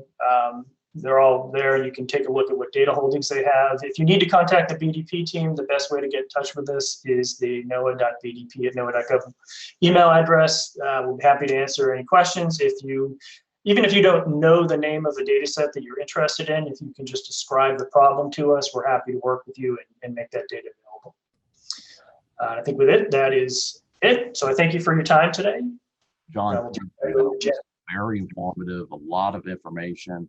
Also, thanks to Zach. I've said this many times before, but I really want to thank Zach and his entire team, including you, Doug Perry, and the rest of the group, because if you hadn't made the investments that you've made in West Virginia and hopefully the investments you want to make, we wouldn't have this incredible opportunity, multi-billion-dollar potential opportunity, and we're very grateful for that. We have a ton of questions, great questions, but there's not enough time to get to them all. So I think what I want to do, John, if you're okay with that, we'll provide you the questions, we get answers, and we'll put that in the wrap up if that's all right.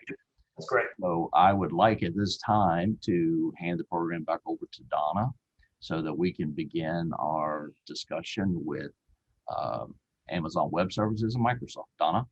Thank you so much, Jim. Really appreciate this panel. And I have to say, as an aside, and probably embarrassing on my part, I'm from Fairmont, West Virginia, and my mouth is just kind of hanging open with all this I did not realize existed. You both did a great job of making something that can be complicated, easy to understand, but also the wow factor. Thank you so much. Okay, I would like to now welcome back Brad D. Smith, who's emceeing our next session with presentations from Amazon Web Services and Microsoft, sharing how we can engage with cloud providers in this space. Welcome back, Brad. Thank you, Donna. And I also want to thank Zach and John. That was an amazing overview of the tremendous assets that we have to work with as entrepreneurs to try to solve important problems for society. I'm humbled by the work that they're doing on behalf of just mankind, period, but also the opportunities they're bringing to the state. So I want to thank both Zach and John. And Donna, just like the old Jaws movie, just when you thought it was safe to go back in the water, somehow I reappear. So I apologize for those in the audience for hoping that you had heard enough of me. But really, it's not about me at this point. It's an opportunity for me to host 2 amazing leaders who are being a part of this partnership and trying to make sure that the data that Noaa has made available can be easily accessed for the private sector and made actionable into solutions that can solve important problems. And we're going to approach this panel one at a time. First and foremost, it is my privilege to introduce our first guest panelist, Zach Flamig. Zach is the tech lead for Amazon's Sustainability Data Initiative. Zach has a PhD in meteorology. He focuses on forecasting flash floods in the United States. Zach is committed to democratizing earth science data to ensure that science analysis can be done quickly on it so that we can solve the important problems facing society today. And he works hard as a part of Amazon Web Services to make sure that that data is both easy to share and easy to access in the cloud. So without further ado, Zach, I would like to welcome you to the panel, and I'll turn it over to you for some opening comments. Thanks, Brad. I'll just share a few slides here real quick. Can I share my screen? Get that going. It's shared. Okay. So I just want to talk a little bit about what we're actually doing at Amazon Web Services and how we're helping sort of the open data space and the sustainability space as well. So I'll talk a little bit about the Amazon Sustainability Data Initiative here. So this is really promoting innovation for sustainability. And so one of the things that we've noticed and that we really like is this quote from Data Driven by DJ Patel and Hillary Mason. So DJ was the former chief data officer of the US.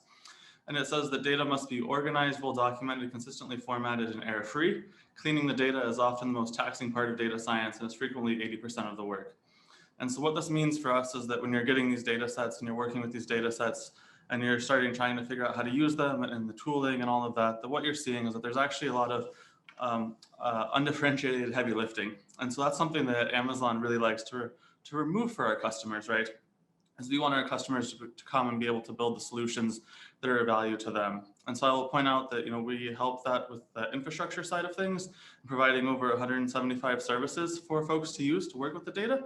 But if you're, thinking about starting a business and all of that, there still is a lot of value here in this space, right? That you're looking at all of Noaa's data and you're looking at that and you're looking at what are the things that people are going to value for it. It's really this 80% of the work still, right? And so if you're looking to come and start something, that's one area that you could potentially focus on. So a little bit more about the data initiative and what we're trying to do there. So we're really working to significantly reduce the cost, time, and technical barriers associated with analyzing large data sets, specifically to generate sustainability insights. So that can be anything around, weather, disaster response, and climate change. And so one of the tools that we have to help facilitate that is the AWS Open Data Program. So I'm also on the AWS Open Data team, where I mainly focus on weather and climate data. Help run the open data program with that regard. And so one of the things that we're able to do there is we're really able to help democratize access to data by covering the cost of storage for those data sets, specifically for data sets that are high value. So they're going to see a lot of usage in the community. So everyone's sort of after them, which that's actually a lot of Noaa's data sets, right? So if you look at sort of the data sets that everyone's after these days, it's model forecast, it's satellite data, it's radar data, things that are already discussed. And so we're helping the community develop new techniques and new formats for storing that data and being able to work with that data so that they can utilize them for lower cost and access them faster on the cloud. So a lot of that is sort of this, what we call cloud native technologies. And there are some examples of this, things like cloud optimized GeoTIFFs, where our community figured out and we figured out that if you store data in GeoTIFFs in a certain way, in a certain tile format, it let you actually retrieve the data in a much faster way so that you could actually retrieve the data you wanted for the analysis you were doing and not get a whole bunch of extra data. And so those are some of the examples of the techniques that we're working on. We're working with the community to help develop around these data sets so they can do more with the data for lower cost. And we're also encouraging the development of the communities. And so this is something where, coming here and giving presentations like this, we're really helping build up these communities. We're helping to tell the stories. We're helping to find out, what are their problems, what are their needs, and how can we be of further assistance. So I'll just give a few examples of some things that our customers are doing inside our communities. So we have 6 great examples here. So we'll just talk briefly about them. So we have Soulcast, who's looking at GOES 16 data and the Himawari 8 data. And they're using that for forecasting solar power production. So what they're really looking at is, one of the challenges with managing power grids, especially with renewables, right, is are you going to have enough power to meet demand? Should you be storing excess power now? Things like that. And so they're able to forecast, where is cloud cover going to be at a specific time. And so they're able to see how is the generation network going to change, especially thinking about not just the big solar plants, but as you get a distributed grid, right? The power companies are going to have, power utilities are going to have power coming in from a variety of places. They're going to need to know sort of accurate information on how much power they can expect to be generated. So Soulcast is really working towards that using the data that's made available by Noaa. John O'Neill already talked a little bit about Himawari 8, so I won't go into that a whole lot. But it's just very cool to see sort of the expansion of the partnership of data, right? That the work Noaa is doing is actually driving others to realize the value of the cloud. So Noaa is producing the Himawari 8 data and putting it on the cloud, but their partners at the Japanese Meteorological Agency also saw the value of that. And we're getting excited and are thinking about, are there other data sets they could share? Are there other applications for this and that sort of thing? We have another example of producing sort of Geo-Diverse training data. So this is really around the machine learning problem. And so this is a group, Radiant Earth Foundation, that's helping produce these training data sets with Sentinel and Landsat 8 data sets so that you can look at crop crop types and basically being able to do machine learning detection for what's growing in a field and what is the health of that crop. And so it's really cool that they're producing these training data sets, they're open sourcing them, open accessing them, so everyone can come and benefit them. So you can build machine learning models much quicker using that. So that's a really cool success story utilizing the data as well. We also have this AWS cloud to restore ecosystems. So this is Dendra. And so they really pitch this as sort of ecosystems as a service. So they're working in Australia, specifically after the brush fires there, and looking at ecosystem restoration, right? So they're able to use the satellite data, they're able to see which area is burned, and then they're able to figure out, how are they being remediated? Are the animals coming back? Is vegetation coming back? What type of vegetation is coming back? To be able to track that so that governments, municipalities can make informed decisions about remediation efforts they need. We also have 427, and so they're leveraging the cloud to do these rapid climate risk assessments. So this is something that's becoming ever more popular. You're seeing as the volume of data is becoming more available and increasing, and also as you're seeing these more high impact weather events that people are trying to understand how is our risk going to change in the future. So this is a great group that's doing that on AWS using a lot of the data that we have that's available through the Open Data Program. And finally, we have Digital Earth Africa. And so this is really a project in Africa around their building basically open data cubes over Africa. So they're using satellite information to look at land cover change, land use change, and just sort of general land change. So one of the cool things that they can do with that is they can monitor water, surface water, and see where has it been historically with these. So they have the whole idea of sort of the data cube is that you can look backwards in time easily. And so you can understand, has there ever been water here? Or is there just water here now? And so that means that you can see like, how is your lake performing in this drought? Is it at very low levels historically relative to historical values and whatnot? You can also see other things like the creation of dams. So you can sort of monitor those as well, including, dams that are not permitted and things like that. So it's a great resource for governments to be able to monitor sort of their country and water in their country as just one of the applications. So those are the few examples. That's really all I had to sort of discuss today with the Amazon Sustainability Data Initiative. But I think Brad, you had some more pointed questions for us as well. I'll just say here are a few links. So there's obviously my email if you want to reach out to me. We have a few links to our web pages as well that you'll be able to grab from here. Wow, Zach, thank you for that overview. It was both incredibly understandable for someone who's never written a line of code in his life, but also amazingly impactful. When you see the kinds of things entrepreneurs are partnering with you to do, whether it's solar panels or it's the opportunity to understand climate and weather or the vegetation and the forests and the animals or all the other things that you walk through, it's just an important piece of our society and it affects all of us in some way, shape, or form. So thank you for walking through that. I did have some questions that I wanted to tee up and then see if you could share a perspective. And I want to start with what I just kind of led in with, which is my own skill set. Sometimes people in the audience are students, or they may not be someone who has worked with big data. And they start to ask themselves, does this topic have anything to do with me? Is it relevant? And I'm a classic example of someone who's made a career in the technology sector and not being a computer scientist, because we know that many different skills come together to actually create an entrepreneurial opportunity. Can you share what skills you think could take advantage of an opportunity like this as we talk about what you're doing at AWS and what Noaa is making available? Yeah, sure. I mean, it's really like, I think there are a lot of skills, right? Because it's really, not just the coding expertise, right? Like the coding expertise isn't going to actually help you start a business and things like that completely, right? You need to understand a problem that someone wants to solve. And so, for that, you need other skills, you need knowledge of other domains, so someone who has sort of a business background, for example, that understands, oh, hey, we're going to have to report on climate risk in the future because that's being mandated, right? And so, they're going to need to go look at the data that Noaa is making available, right? Or have some resources to do that. So it's really sort of a figuring out, what are the problem space that people are interested in. The solar power is another sort of great example of that, right? Where you may not think about that as a business opportunity immediately, if it's sort of that. But, you're looking at folks who have this need, power utilities have this great need to be able to understand how much energy is their grid going to produce, right? And so then you're like, oh, how can I figure that out from all of this data? And actually all the data is out there if you know where to look and know how to sort of put it together.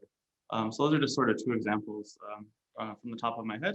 But I'll also say that, like if you look at sort of the big data skills and things like that, if you are someone who's more interested in sort of the big data problems and are thinking about that and are coding in that, a lot of the tooling that you'll need and you'll see in these communities is sort of the same across disciplines and across verticals.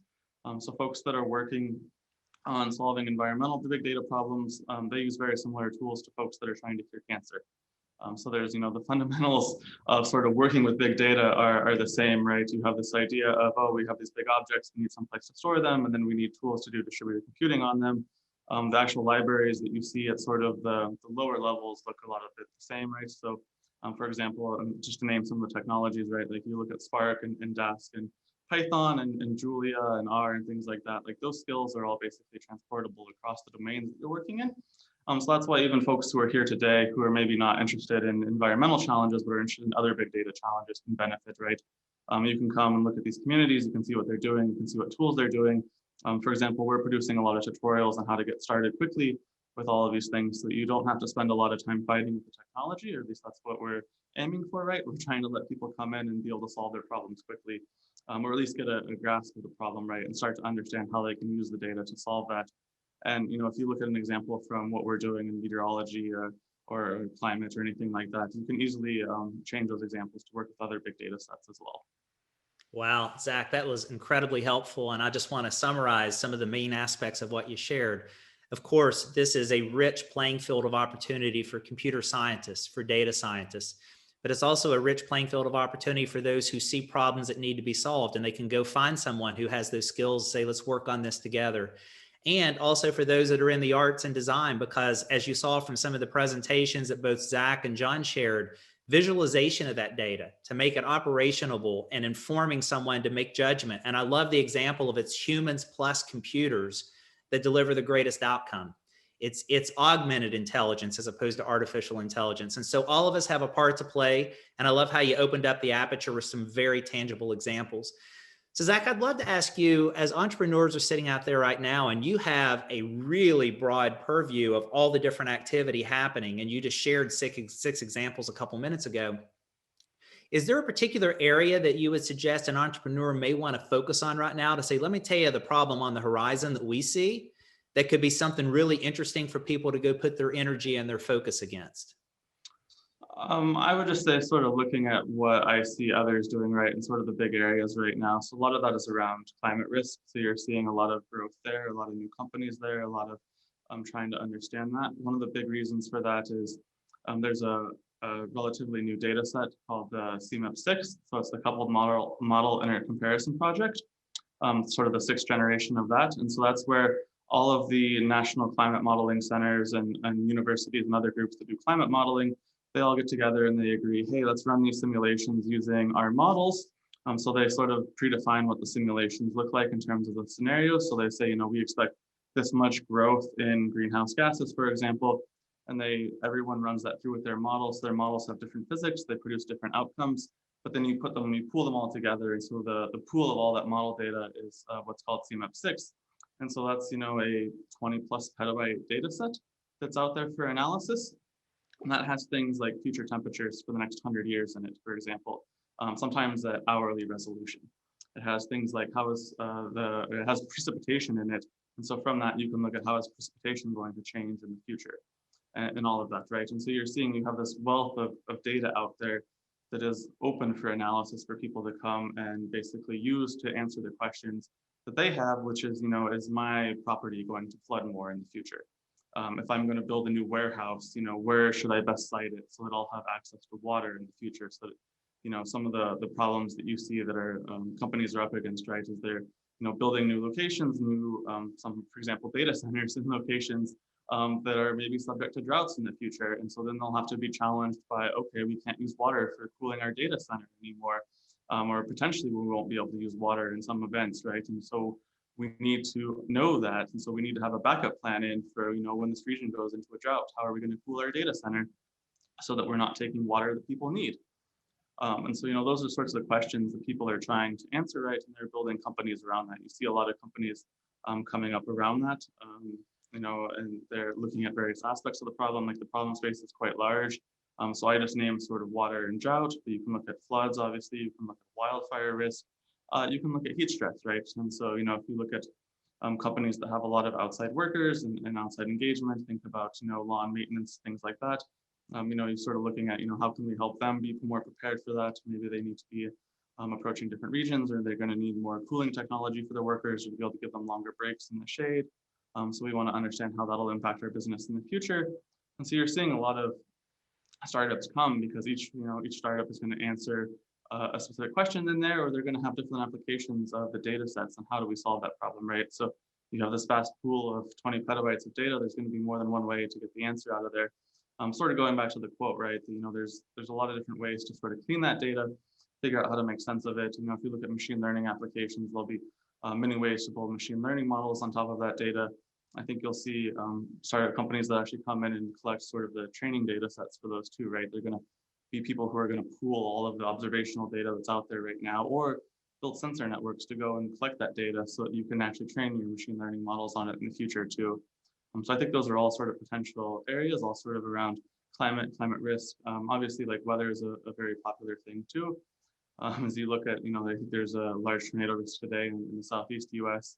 There will always be more need for better alerting for tornadoes and things like that in partnership with, Noaa and the Weather Service, who are doing a lot, right? But there are a lot of other entities out there who want more finely tuned information and who can benefit, from greater access to that, from machine learning models on that can give them more precise information on how the severe weather will impact their event. Think about things like people's weddings, trips to the park and things like that, right? People need to have better access to information on how can we sort of understand what the weather is going to be today, and then how can we react to it. I think a lot of the value too is actually in helping customers understand what they can actually what decisions they can actually make in response to sort of these things.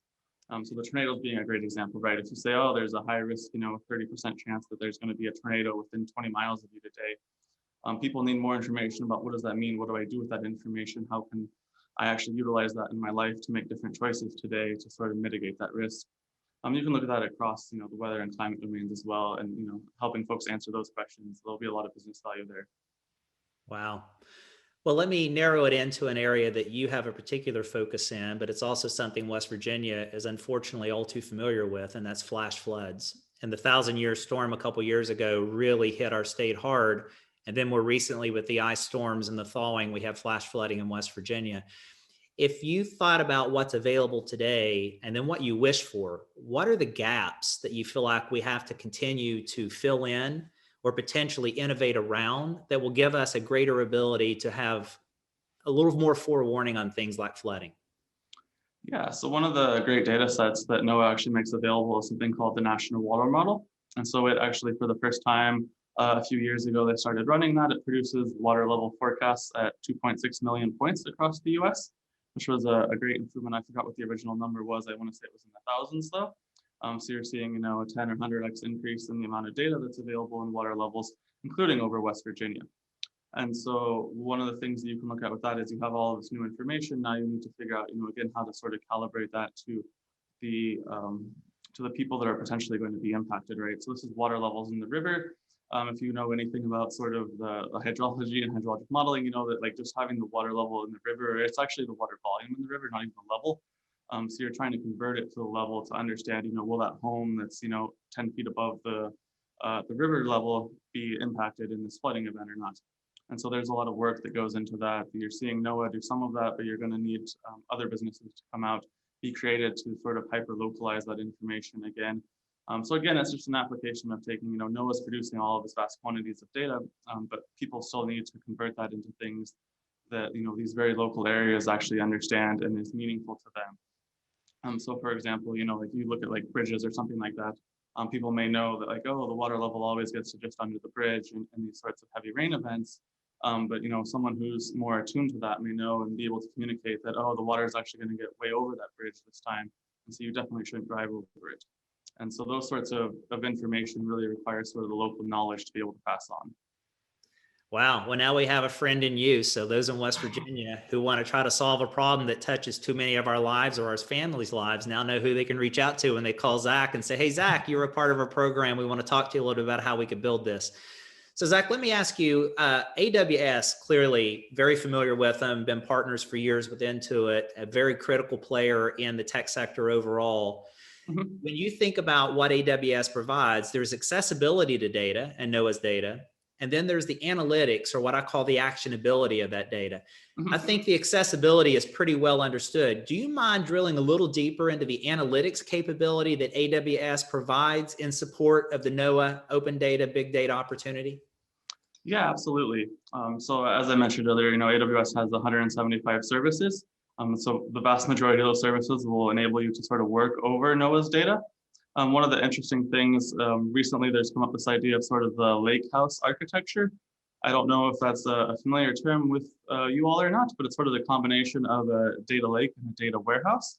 And what's really interesting is you can sort of map that to what Noaa is doing in their big data program and how that's able to be utilized using all of the other services in AWS. And so just to give you sort of a brief rundown of the architecture, right? It's you make a data lake in S3, you put all your data there. And so that's sort of what Noaa is doing through the big data program right now, is they're putting all of this data into S3. And then what you're seeing is sort of the data warehouse architecture is then loading that information into other specific customizable services so you can actually extract the value out of it. So some examples of that in sort of the AWS perspective is things like Redshift, which is sort of a very traditional data warehousing service. And so you can run SQL queries against that. And so you would take some of these gridded forecasts, you'd figure out how to load them in there. Maybe you load them in there only at data points for your specific customers right now. And so that's an example of where you can actually utilize the cloud and the pay-as-you-go and elasticity to save money as you're a startup, right? You don't have to do everything all at once. You'll be able to scale with the services and as your needs go, as your customer base grows. Some other examples of that are, working with like Athena to be able to query the data directly in S3. So you'd be able to sort of query that if you have tabular data in there. And also with some of the newer functionality that's being created, you'd be able to directly query some of the other formats like netcdf and GRIB files with the user-defined functions. So there's actually probably a place for a startup who creates those functions and understands how to utilize them to be able to come and run them against all of the data holdings that Noaa has on AWS. Because pre-converting all of that data, it's very expensive. It costs a lot of storage and things like that. But Noaa is making these vast quantities of historical data available. So I just mentioned the National Water Model. They have, I want to say it's 20 years of that data. Maybe it's longer than that. Maybe it's 40 years. So they ran it as sort of retrospective, and they came back and they produced all that data, right? So you can use that and go back and analyze historical floods in West Virginia using some of these services. And so, looking at how you can utilize those services is a great business opportunity for customers, right? So I just mentioned Redshift and Athena. I was also going to mention, if you look at sort of the container services we have, that's a great way to come and build functionality around these data sets that you'll then be able to transport or scale as you need to. So those are really sort of the big advantages of the cloud, right? And sort of the agility. So you can try all these different services. You can figure out which ones are going to be able to work for you. You can do that very quickly. It's all pay-as-you-go pricing and on-demand rates. You're only paying for what you use. You can quickly turn that off if you decide it doesn't work. It also means that you can try things for cheaply, right? If you were thinking about building a big data warehouse, right, sort of traditionally, you might be like, oh, I need to go out and acquire this big server. That's going to take me, a few weeks to raise the capital, a few months to raise the capital. It's going to take me a few weeks to order it and all of that. One of the nice things with the cloud, right, is it's sort of on demand, right? You can just go click a few buttons and instantly you have access to the resources you need. And so that's really sort of the great model. We sort of refer to that as, turning on the light switch, right? Like you can turn on the light switch and suddenly you just have exactly what you need. And it really enables you to innovate, right? And to be able to move quickly and scale up all your problems. And also, the cloud really enables you to have sort of global reach too, right? So we're talking specifically about West Virginia here, because you're thinking as these businesses grow and things like that, you may want to approach other areas of the world too. You may want to run over data they have. You may be subject to sort of data locality requirements for them. If you look, AWS has 24 regions right now. And so you would be able to run in sort of any of those around the globe fairly instantly too, right? And so you'd be able to sort of transport your code and your desires there to where the data is. And that's one, these are all sort of the really great values of the cloud and how you can utilize them as you're starting a business. Great. And Zach, I know that you shared in your final slide of your presentation a way that people can reach out to you and learn about how to partner with you to get access to these amazing tools and services in addition to Noaa's big data. Is there anything else you would encourage individuals to say, here's how you can partner with us, or would that be the best and easiest way for them to get access? Yeah, I also mentioned that we have a couple of credit programs specifically for folks that are in universities. So we have something called Cloud Credits for Research. I didn't include the links on the slide, but you can email me and I'll send them to you. Or we can include them maybe in other materials. But yeah, so you can, if you're, a graduate student or undergraduate student or faculty at a university, You can apply to that program. You write a really short proposal, a few paragraphs, nothing like most of these folks are used to. And you ask for basically what you need to try something out, develop a proof of concept, things like that. So we can support folks through that method. We also have a very specific targeted program called Earth on AWS, which also has a credit application. So if you're doing something specifically with environmental data, Earth data, looking at sort of those geospatial problems, you can come to that specific program, which is basically it's sort of a subset of the Cloud Credits for Research program. So it lets you just more specifically target and hone in, and gets you access, to me, which you already have access to. So yeah.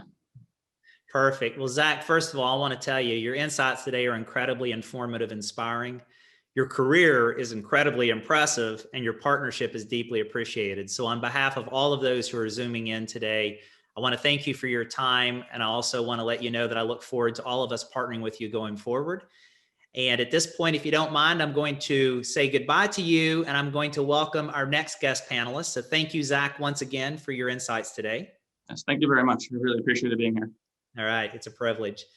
And now it's my privilege to introduce our second equally impressive guest panelist, Dr. Sanchez Andrades Nuno, who also prefers to be called Bruno, which will work for me. Bruno is the principal scientist behind Microsoft's AI for Earth. He has a PhD in astrophysics and a postdoc in rocket science. Prior to joining Microsoft, Bruno led the big data innovation efforts at the World Bank.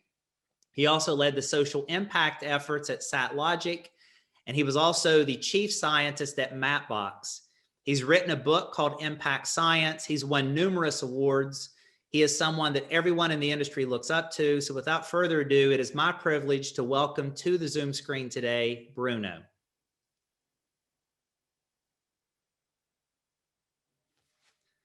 Hang on, Bruno, we're gonna have to unmute you, buddy.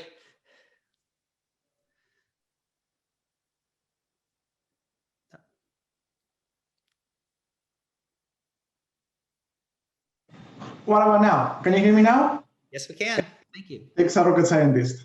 Well, okay, so this has been an amazing session. Thank you very much, and thank you, Brad, for trying to say my full name. It was my privilege. Don't grade me on a curve, Bruno, if you will, please. Yes. It's okay. It's a Spanish name, so it's difficult. I wanted to take, before I share with you what we're doing with AI for Earth at Microsoft, I wanted to share some personal reflection, which is that I come from Spain, as you might notice from my name and my accent, and I come from a region called Asturias, which I believe shares some of the challenges that West Virginia, I understand, faces. Like, we are also in Asturias, we're also a rural community, mostly rural community. We come from a legacy of a coal industry, and we need to figure out what our future is. We come from a legacy that didn't have that much connectivity, and now is trying to get more connectivity. We are also have aging population. A lot of the youth are leaving for other places, like me, who came here to the US. So it's fascinating to see this program, and I cannot tell you enough how these kind of sessions are so useful. I wish we had those in my region. So thank you to the West Virginia for doing this for all of you, and I hope you take this into practice. To recap, in a sense, let's think about this. We have satellites, literally satellites in space working. We have fleets of ships getting data. We have sonars on the ship, buoys. We have all of this infrastructure getting you an amazing amount of data, and then the cables to run it through all the data servers and computer. Then you have companies like Amazon, we was talking about now, or us, putting the data together so that you can use it, and it's all for free. It's absolutely amazing. If this is not putting your tax dollars to work, I don't know what is. So what can we do then with all of that? So we have all of the resources. We have the whole, it was very inspiring not only to see the infrastructure that is ready for you, also to see some ideas of the things you're doing, and now let's put it to work. So what I want to share with you is some of the things we're doing with AI for Earth. I wanted to keep the eyes on the goal, which is that we have resources for you to start working today. And we have resources like, for example, if you need data, we have, as as John was mentioning, we have the big data program to have a lot of the data in the Azure cloud, but we also have grants to help you run your ideas. And this is something you can start working on today. So I'll share my slides and share some of the things we're working on. So let's go with this. I think I'm sharing my screen and I'm sharing. Am I sharing the right screen? Can you see the slide? Not yet. Oh yeah, let's see when it comes. I'll do it again. Screen one, share. There you go. We can see it now. Well, we can see your home screen. You can see the slides now? Yes, we can. We're seeing it in presentation mode with your next slide being viewed. So you might want to go to slideshow. Oh, then you're seeing the other screen. I want to see. Yes. I want to see the other screen. We're getting a preview of your next slide there. I know how this feels when you go from Microsoft Teams to Zoom when you're trying to figure out how to do the transition. So I'm in your shoes on this one. I know how it feels. It's like I think this one. It's like it's the first time I do these things. It's 2021. We've been doing this for a year. So perfect. now you can see the things. Yes, sir. Okay, so that's my email. I'll put it also on the last slide if you want to send me an email. And some of the things we're working on. One key part that I should be mentioned is that today it seems that you need 3 PhDs to work in this. One in the topic you're working on, like for example, conservation or land covers, or the industry you're working on. You need another PhD in cloud computing and computer science, and you need another PhD in environmental science to put all of this together at scale. So the AI for Earth program aims to lower the barrier of entry for all of that. It aims to give you all of the tools, all of the help so that you can put to work the Noaa data and any other data that we can do to combine artificial intelligence with Earth. And when we say Earth, we talk about monitoring, understanding, managing in terms of sustainability, in biodiversity, in agriculture, in water. We mentioned some of that, problems like flash floods and things like that. So that's the kind of thing we do with the R4F program. We do grants. So we give up to $10,000 in credits for you to start doing your hosting and computing. And remember, the data is already available free of charge. So on top of that, you can have all of these credits to test around, to see your ideas, to visualize, to work on all of that. We also work with everyone basically to improve their technology, to figure out what your code needs to be better, to scale better, to do your work better. We do this both with the startups and commercial companies, but also with NGOs and research.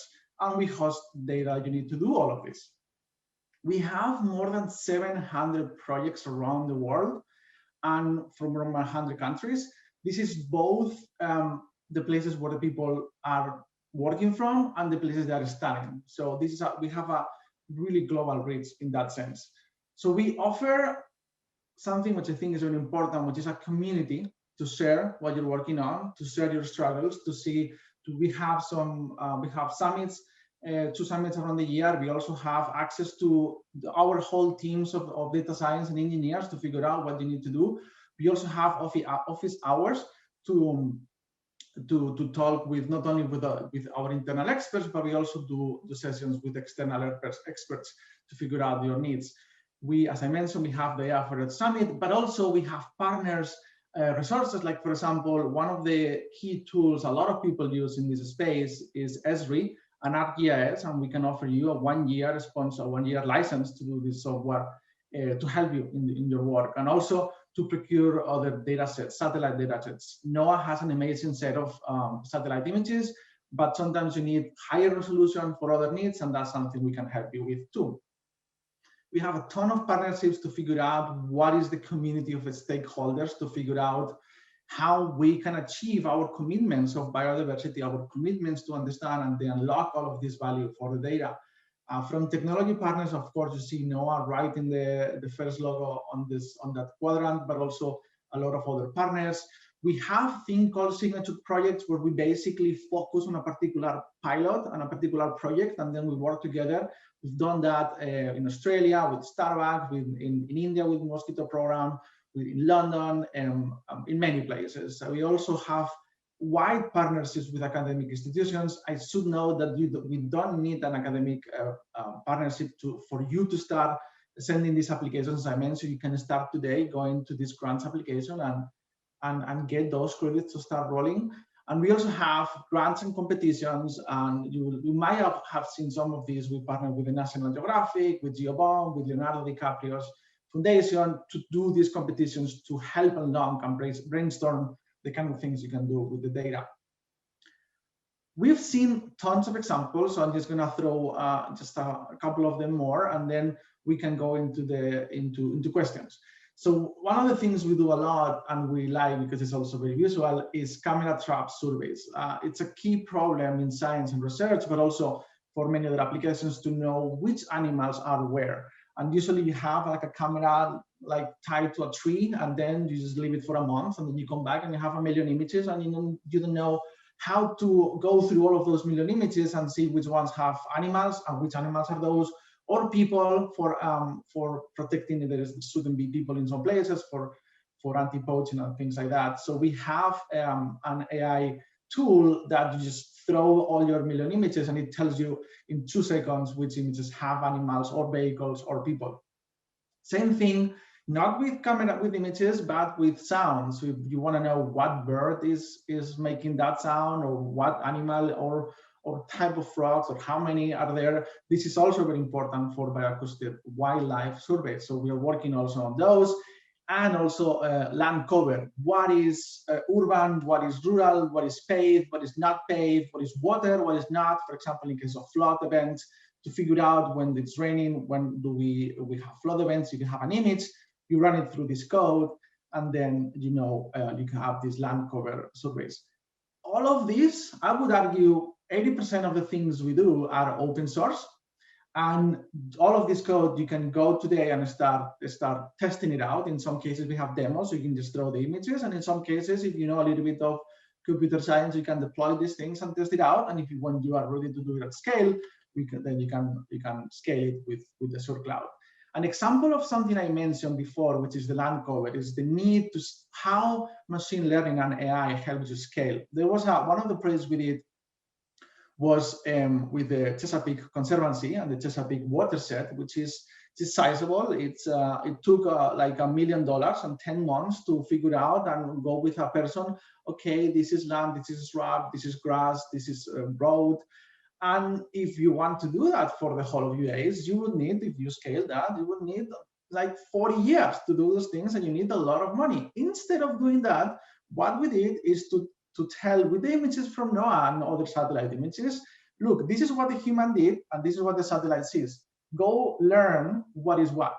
When you see this on the satellite, this is on the land classification. And then you give it the whole images for the whole of the US or the whole world, and then the AI gives a really good job at scaling your efforts. It's like supercharging. It's like an army of people doing the job that has been trained to do. That's something we did, and it was very successful. One other examples with NatureServe is do something similar to what I said before of the number of species in a particular region, and then you can make a map of how important the biodiversity is in a particular region. And you can do this at a scale once you figure out how to do this with machine learning, and also combine that with the roughness of the terrain, so you can prioritize what areas to protect, what areas are more keen for development. A problem that I don't know if you have in West Virginia, but we do have in many other places, like in California and across Europe, is that trees sometimes get some diseases, and if you don't monitor, track, and know what is happening, then it could be a big problem. So you can, again, run some images with drones or planes or even satellite images, train an algorithm to know what tree is what, and then which ones are affected by this disease, and then you can run this on a regular basis and know what's happening. This is something, a real example from the Swedish Forest Agency that are tackling with these kind of problems. As I mentioned before, a lot of the things I'm talking about are open source, and you can go to GitHub and you can go and check it out and learn how we did it and learn how we can use it in your own ideas, with your own images. These are examples also of the links of the things we did with, for example, Noaa Fisheries with belugas. I believe this is the one that John was mentioning before that my colleague Dan was doing. So thank you for the shout out in there. Going now to the questions, and before that, I wanted to emphasize that if you don't have ideas about this point, just go to this page and scroll. It's a really long page of all the things companies, startups, and academics and research have been doing, with a quick description of what they did, and these are the grantees, and you can just go scroll through that and see an idea, and then maybe the code is already there, so your job will be to apply it for West Virginia, for your work. We have the same thing for the partners, which means the companies we work with. So if you are already working in a startup or company that wants to improve their code, then this is some examples of the things we've done. As I mentioned, we have a lot of Noaa data, of course, that's why we are here talking, but we also have many other data sets, like, for example, aerial surveys like NAPE, which is a 1 meter resolution, is quite high resolution. We have a lot of the Landsat and Sentinel. We also have data sets aimed for machine learning training, which means we have the images and the labels of the images. So if you want to train a computer to learn what is a fox and what is a dog, then you have that data to get up to speed very quickly. I know it was a lot of information in my talk, and I know it was a lot of information the entire day. So I guess the main point, hopefully you know that all of this infrastructure that is coming literally from space to your computers to help you figure out how to do it. And we want you to work that. Noaa wants you to work on this, and you have resources to start today. So again, this is my email, this is my links to, if you want to know more, and if you want to get ideas, just reach out and we can start talking how you can put to work all of this amazing data that is available. Wow. Wow, Bruno, first of all, your enthusiasm is contagious. You have me fired up, excited, but most importantly, you made this topic incredibly approachable. You've basically said, look, we're going to lower the barrier. That's not lower the bar. Everyone has something to contribute. Some of us may not have a PhD, but there are ways that we can go in and we can be inspired and we think about problems to be solved. And so you're basically turning us all into citizen developers. And then I love the portfolio of ways that you support. You have a community, you have grants. One of the things we often hear is, well, I have an idea, but I don't have any resources. Well, that excuse has been taken away now. You have competitions. And then I loved how you even had a repository, a gallery of here's things that may inspire you that others are solving. And by the way, if you like that, here's the access to the code. And last but not least, I love how you got the education community also involved in this, because we need to be not only getting people excited about this early in their lives, but teaching them some of the skills so they can capitalize on these resources. So first of all, I just wanted to summarize by saying that was an amazing and inspiring sort of overview of everything that you're doing. And I know that was only scratching the surface. What I wanted to do is I want to take that energy now and ask you a big question. If you were sitting out there in one of the locations in West Virginia or someplace else that is zooming in, and you know you had this access to Noaa's data, and you have the partnership of Microsoft Azure, AWS, and others, how excited would you be about this entrepreneurial opportunity? And what would you focus on first if it was you starting something? Well, in my case, I have tons of ideas I would like to figure out. And well, that's, I guess I ended up where I am now, because I work with these things, and I've seen a lot of the struggles. I also, as you mentioned, I worked in the World Bank for a while, and you know, people used to say that skills are equally distributed, but opportunities are not. And it's very true still today in many cases. But when it comes to satellite image of the whole world, when it comes to resources to put it to work, when it comes to this cloud computing, today opportunities are equally distributed. The things that the West Virginia people can do can also be done by anyone who has some connectivity. So what I would say is, like, if you already have an idea, and I would have ideas, for example, what you mentioned on extreme events, on floodings, it's a big one. Like one of the biggest drivers of economic losses now is extreme events. So if you are living in a community that suffers extreme events of drought, and I think in this case it's more floods or maybe deforestation, or maybe your trees have these diseases, then figure out how Noaa can help you do this, help you figure out what to monitor the situation and what can we do about it. Maybe it's just raising awareness of that. And then it means, for example, like the Swedish example of training a model to detect what trees are affected or not, or putting a camera on a tree and then going a week later and see what animals you see. I would argue that one of the things I love of how my mind works is that it has an immense sense of curiosity. And if you have curiosity, feed it, train it. It's like a muscle. Yes, okay, just want to make some images and just go with your curiosity. It will lead you to amazing places. And if you have an idea, go with it. If you don't have an idea what to do, just go with your curiosity. I assure you, you will learn a lot. You will have the motivation to learn the things that maybe are harder to do, like how to do machine learning, which is getting easier and easier. And then you will be already on your path to solve some of the biggest challenges in the world. Wow. Great advice. Go with your curiosity, feed your curiosity. I know that Satya Nadella, obviously your CEO, talks about, he looks for curiosity quotient. He looks for learn-it-alls versus know-it-alls, someone who's constantly on that learning journey. And I love that.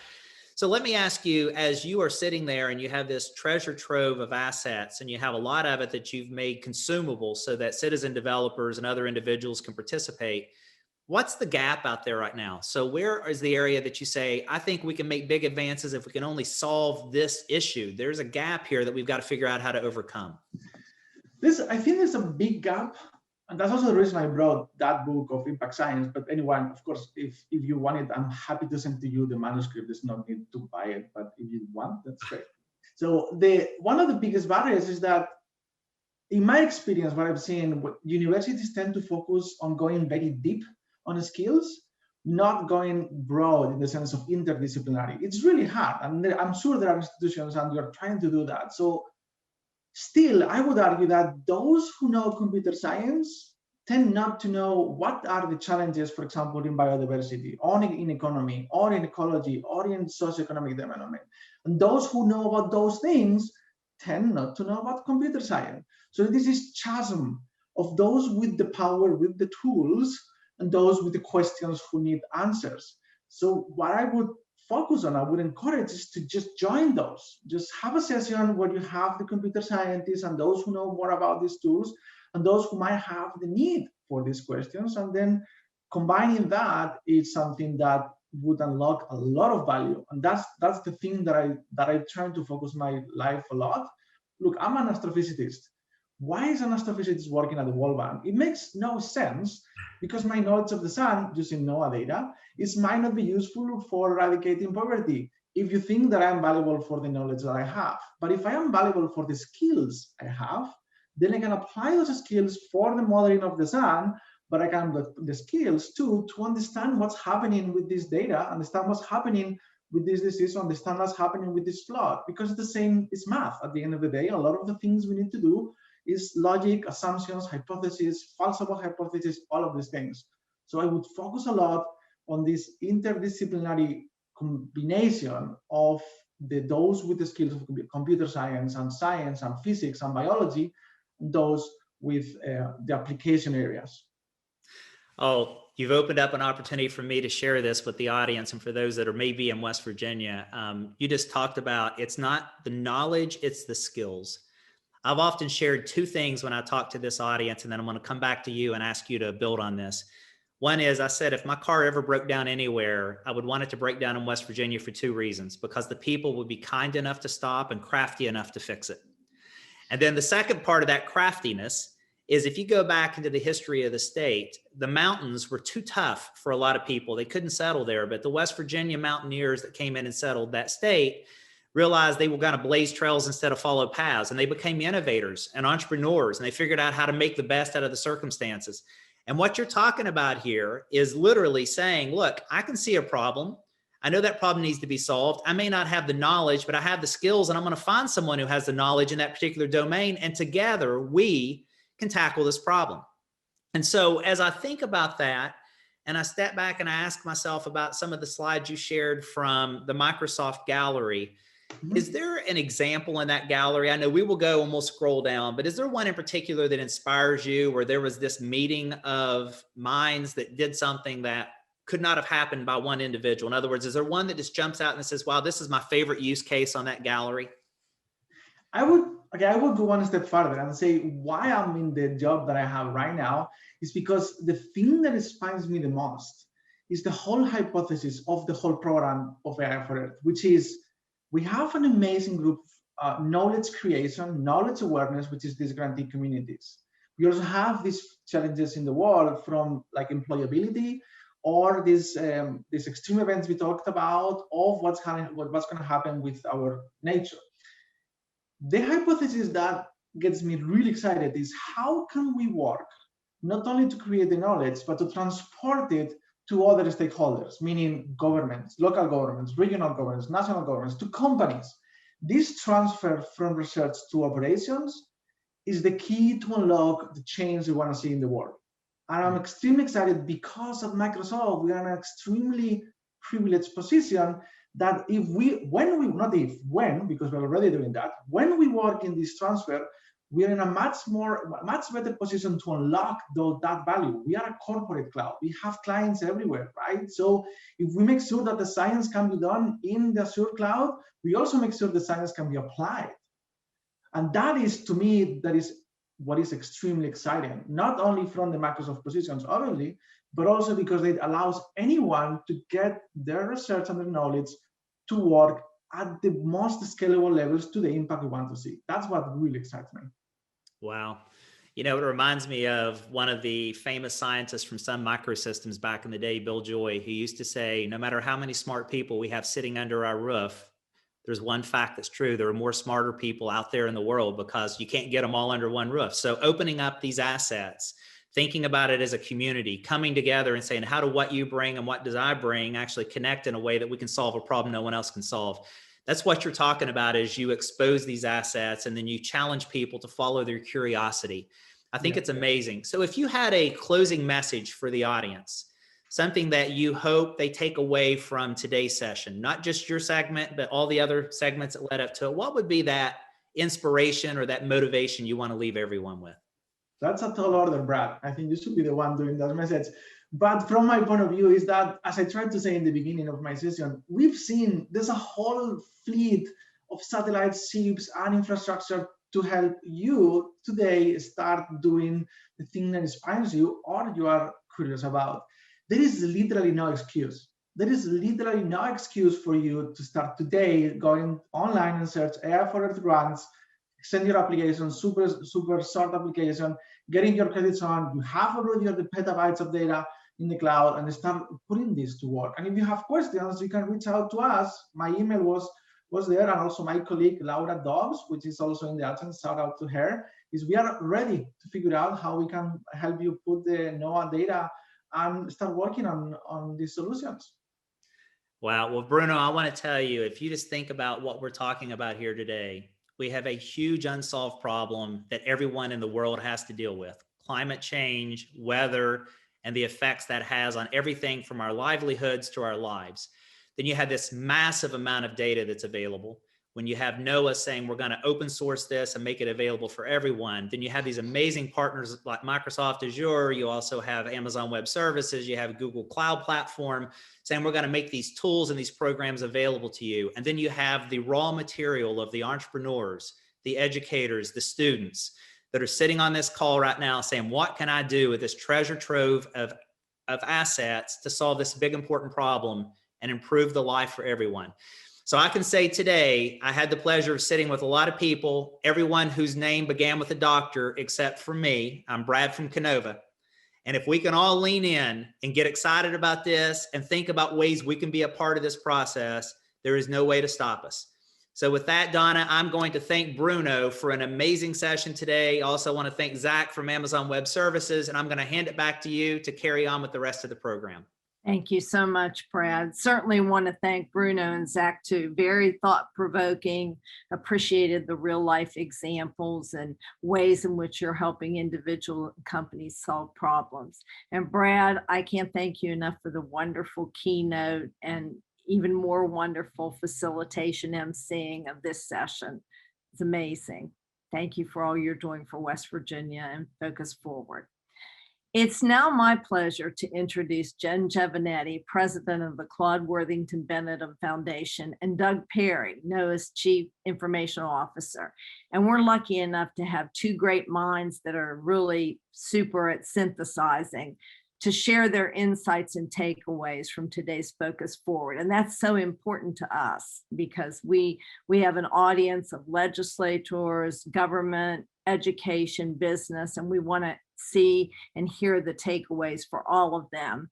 But before I turn it over to these two individuals, I'd like to give a shout out to Jen Giovanetti. Little known fact that she is the one who envisioned Focus Forward for the PEC and its partners. She was with us from the beginning and actually had the idea, and she's still sticking with us, and we appreciate that. Jen and Doug, thank you. Well, I appreciate that, Donna, and thank you so much. I actually want to kick off my remarks saying my sincere thanks to you. I don't think the folks on here realize the magnitude of the logistics and the work that you do behind the scenes for months to make this happen. But it's been so much fun for me to work with Donna. We took a trip several years ago with Gail Manchin to the state of North Carolina. We spent several days with Governor Jim Hunt. And North Carolina formed an event like this with the intention that they would get the public sector and the private sector and lots of other folks that don't normally have an affinity to work directly together and get them centered around some future type problem, something very large, something that seemed very difficult to address, and start these conversations. And we took this back to West Virginia, and as Donna kicked off, started with artificial intelligence, machine learning, to really understand how job change is coming quickly. It's coming and in ways that people might not have been thinking about. And it was going to be really important for us to understand what that would mean to the people of West Virginia. We moved that in the second year into big data. And then this year have really just hit it out of the park. In North Carolina, they're in their 30th year. And they've really done some phenomenal things. This program, they've had speakers like Elon Musk and Bill Clinton and I think Bill Gates. To think in our third year, we would have Brad Smith, and the panelists that are on this program is unbelievable. So it's so hard to really synthesize the detail that we got today. And of course, we're going to be tagging on a secondary event on April 22nd. But I just wanted to share before kicking it over to Doug that this program today, many of those that know that I've been involved in the planning and the work on this know, I'm really been very focused on the assets that the state of West Virginia has that we maybe have been underappreciated. This is the cluster of federal agencies and those jobs. This is the supercomputing site and the big asset that Noaa brings to the state. It's other things. It's the Bechtel Summit. It's the potential Virgin Hyperloop. What do we do with these and how do we do it together and make it a real transitional time that's very transformative and important to the state of West Virginia? But as I listened to this conference today and the speakers, I really shifted to just processing so much about what rural communities bring to raising people that are going to solve the problems of tomorrow. I'm so happy that I got to hear Bruno today. I just loved him. I think his experience in a community like ours in a completely different part of the world is very central to what I was processing today. And this is about the fact that our rural communities are raising kids in a very special way. Our kids get dirty, our kids explore, our kids are curious. This is why we have phenomenal leaders in the world that have come out of our rural communities like Brad Smith and many of the folks that are here today participating. And Bruno inspired me to also, in the self-reflection kind of spirit of this, think about a maple tree we had in our front yard growing up in Elkins, West Virginia. this, not me growing up, actually, I raised my kids in their formative years in Elkins. And for those of you that aren't from West Virginia, Elkins is in the central mountain highlands of the state. It's a small mountain town, really, in the western end of the Monongahela National Forest. And my oldest daughter was obsessed with this maple tree. And those of you that know maples, they've got these glorious canopies and very systematic branching that goes up through the trees. And from the age of 4 or 5, she was convinced she could climb this maple tree. If we looked out of for years, if we looked out our front door at this maple tree and saw our chocolate lab looking up, we knew Sophie was in this tree. And the point of it is just, Brad outlined that there are these two people in the world that he sort of laid out. Those that need to see it to believe it, and those that believe and will see, you know, they just believe and they're going to do something. I think Bruno showed this. And I think kids in rural communities have these opportunities. They are unfenced. Our dogs and our kids are generally unfenced. And, you know, for years, Sophie would methodically get higher and higher and higher. And she believed she could get to the top of this tree. And I would even leave her notes higher up. I would climb that tree so that because I knew she would get there. But this is part of the point that I think we do have assets, but what we're doing to raise people, thinkers, curious people in rural communities should not be underestimated. So before I turn it over to Doug, I just wanted to kind of highlight, I think some of the themes that came out that for me are so germane to rural communities are around community, this idea of the platforms that we're talking about that require community. Kids in rural communities really understand that concept. They learn it and they understand it, I think, better than others to use it in technology later. I think the idea of open source is very germane to what we see in rural communities, helping, sharing, coming together, giving access to things happens very naturally. I think this idea of the entrepreneurial spirit where you do things over and over and you make mistakes, but you keep doing them because you know that there's an answer. You know, not only Sophie climbed this tree, all of our neighbors, all of her friends, many kids fell out of this tree, but they got, I know I sound like a terrible mom sharing that, but that's part of the resiliency piece. That's part of the sort of failing and keeping, you know, still doing it.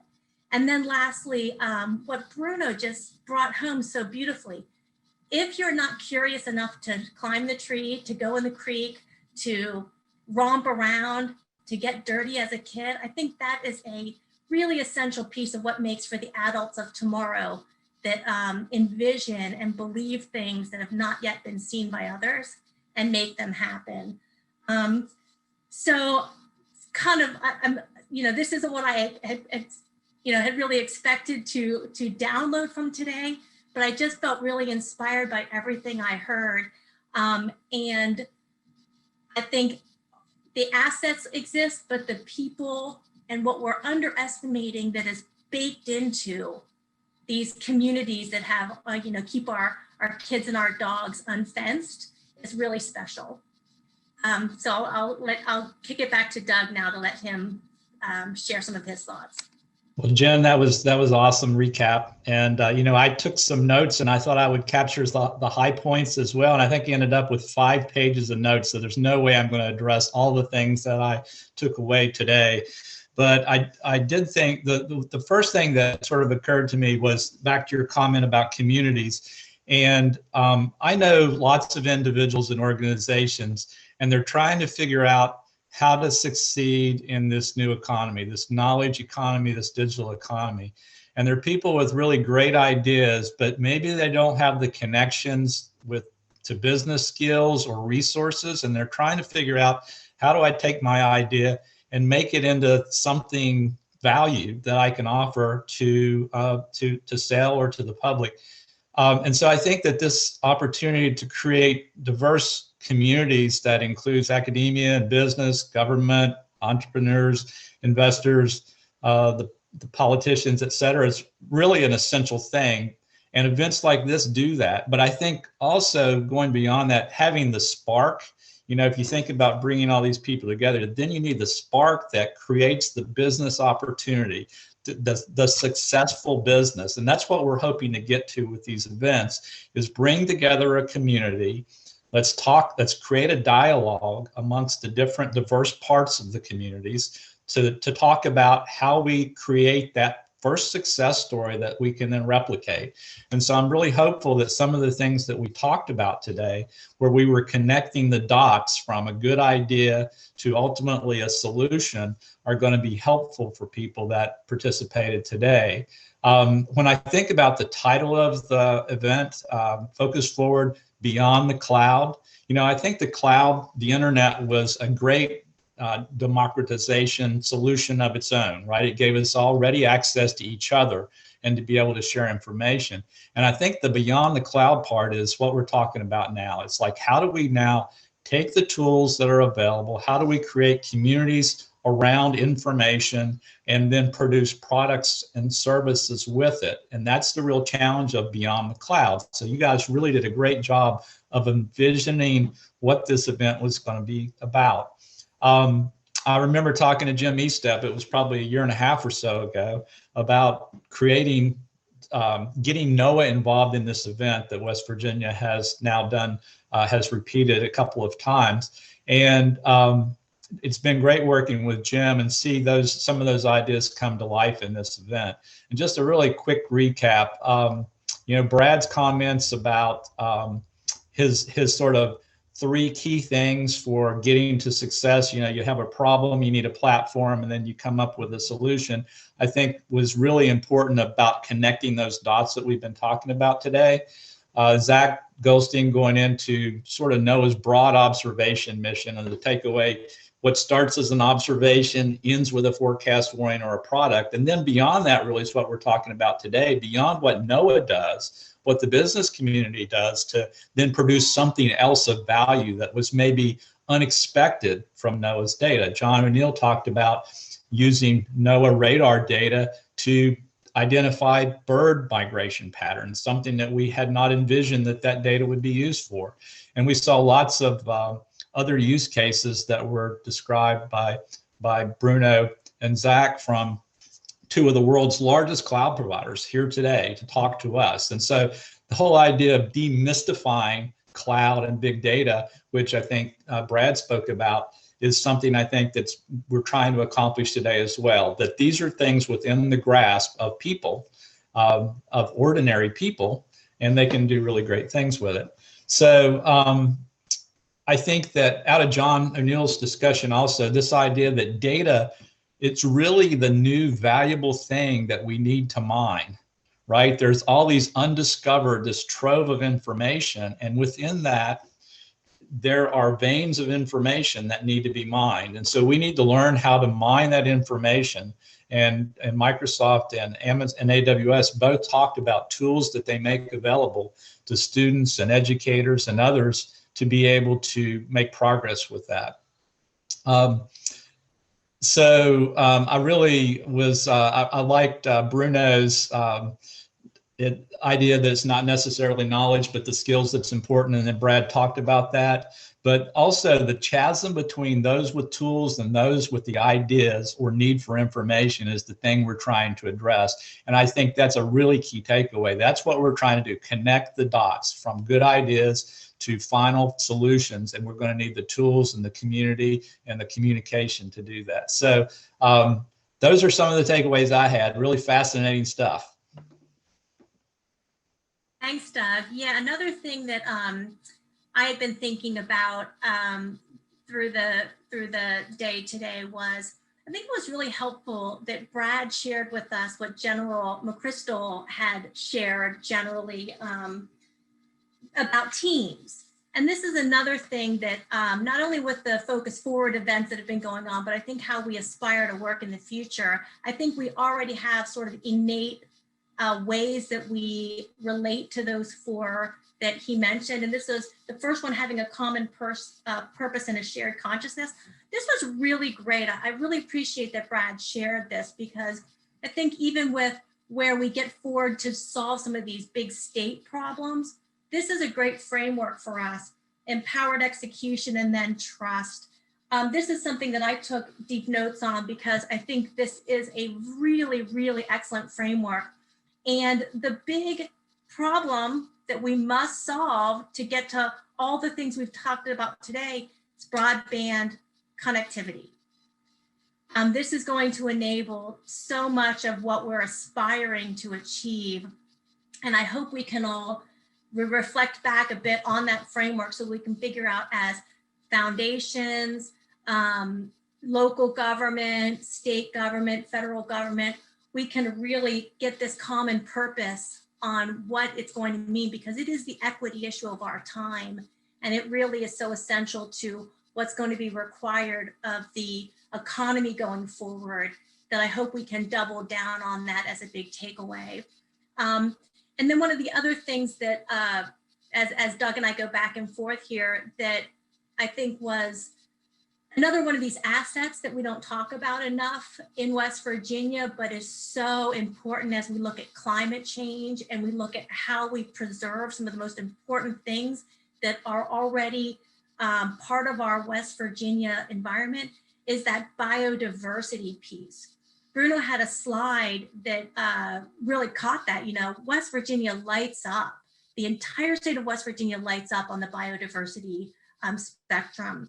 And with climate change and with fires and flooding and all of the other threats that are out there, I think this is a really important thing for us to keep our eye on so that we don't lose one of the greatest assets that's out there. And the Noaa data and the way entrepreneurs, we hope, and conservation experts start to think about this, we can keep that national map up to show this hot spot in West Virginia. And it really doesn't, you know, get hot again until we get out into the West and the far Midwest. So the biodiversity topic is really interesting. Having grown up in the state and spent many a day trout fishing with my father and my brother on West Virginia streams, and realizing there are some unique places in West Virginia from a biodiversity perspective, like Dolly Sods in the middle of the state, a very unique ecosystem, unlike any I think in North America. I've read recently about some of the challenges with native brook trout in the streams and trying to restore some of the streams. And so information and data is going to be really important to understand how climate's going to affect the state from a biodiversity perspective. So it's a really good point. You know, and I think today's event's really timely considering the federal government's emphasis on open data, the new administration's focus on climate, as you mentioned, as well as research in general. And I think the public and business demand for more information and more meaningful information, it's really a great time for West Virginia to be getting into that game and starting to create opportunities for the folks that live in the state. And you mentioned, I think Senator Manchin, I attended an event recently and he highlighted the role of the federal government in West Virginia. And I was really surprised by the number of agencies and the fact, I think he said that the federal government's the largest employer in the state. And so as you heard, you know, Noaa is one of those agencies. And I know that we are committed to continuing our relationship and hopefully growing our presence there in the state. So I know we have another event coming up next month, and I'll turn it back to you, Jen, if you want to introduce that. Yeah, let me also just, there was a question in the chat about West Virginia STEM students. And I think it was, how do they learn more, and how can the state support and advance these kinds of initiatives? I think the best thing that I can say about that is, in kicking off and making the Focus Forward event this year centered around this topic, we've leaned really heavily on the West Virginia Public Education Collaborative and Donna personally. So again, Donna, my sincere thank you for all you do and how you do it.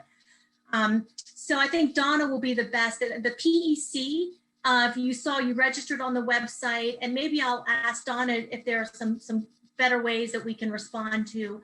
And again, I firmly believe that if you are a STEM graduate coming out of West Virginia, you already have a leg up on so many just because of where you've grown up. Jen, thank you. There are a lot of programs and initiatives going on right now to support this very question.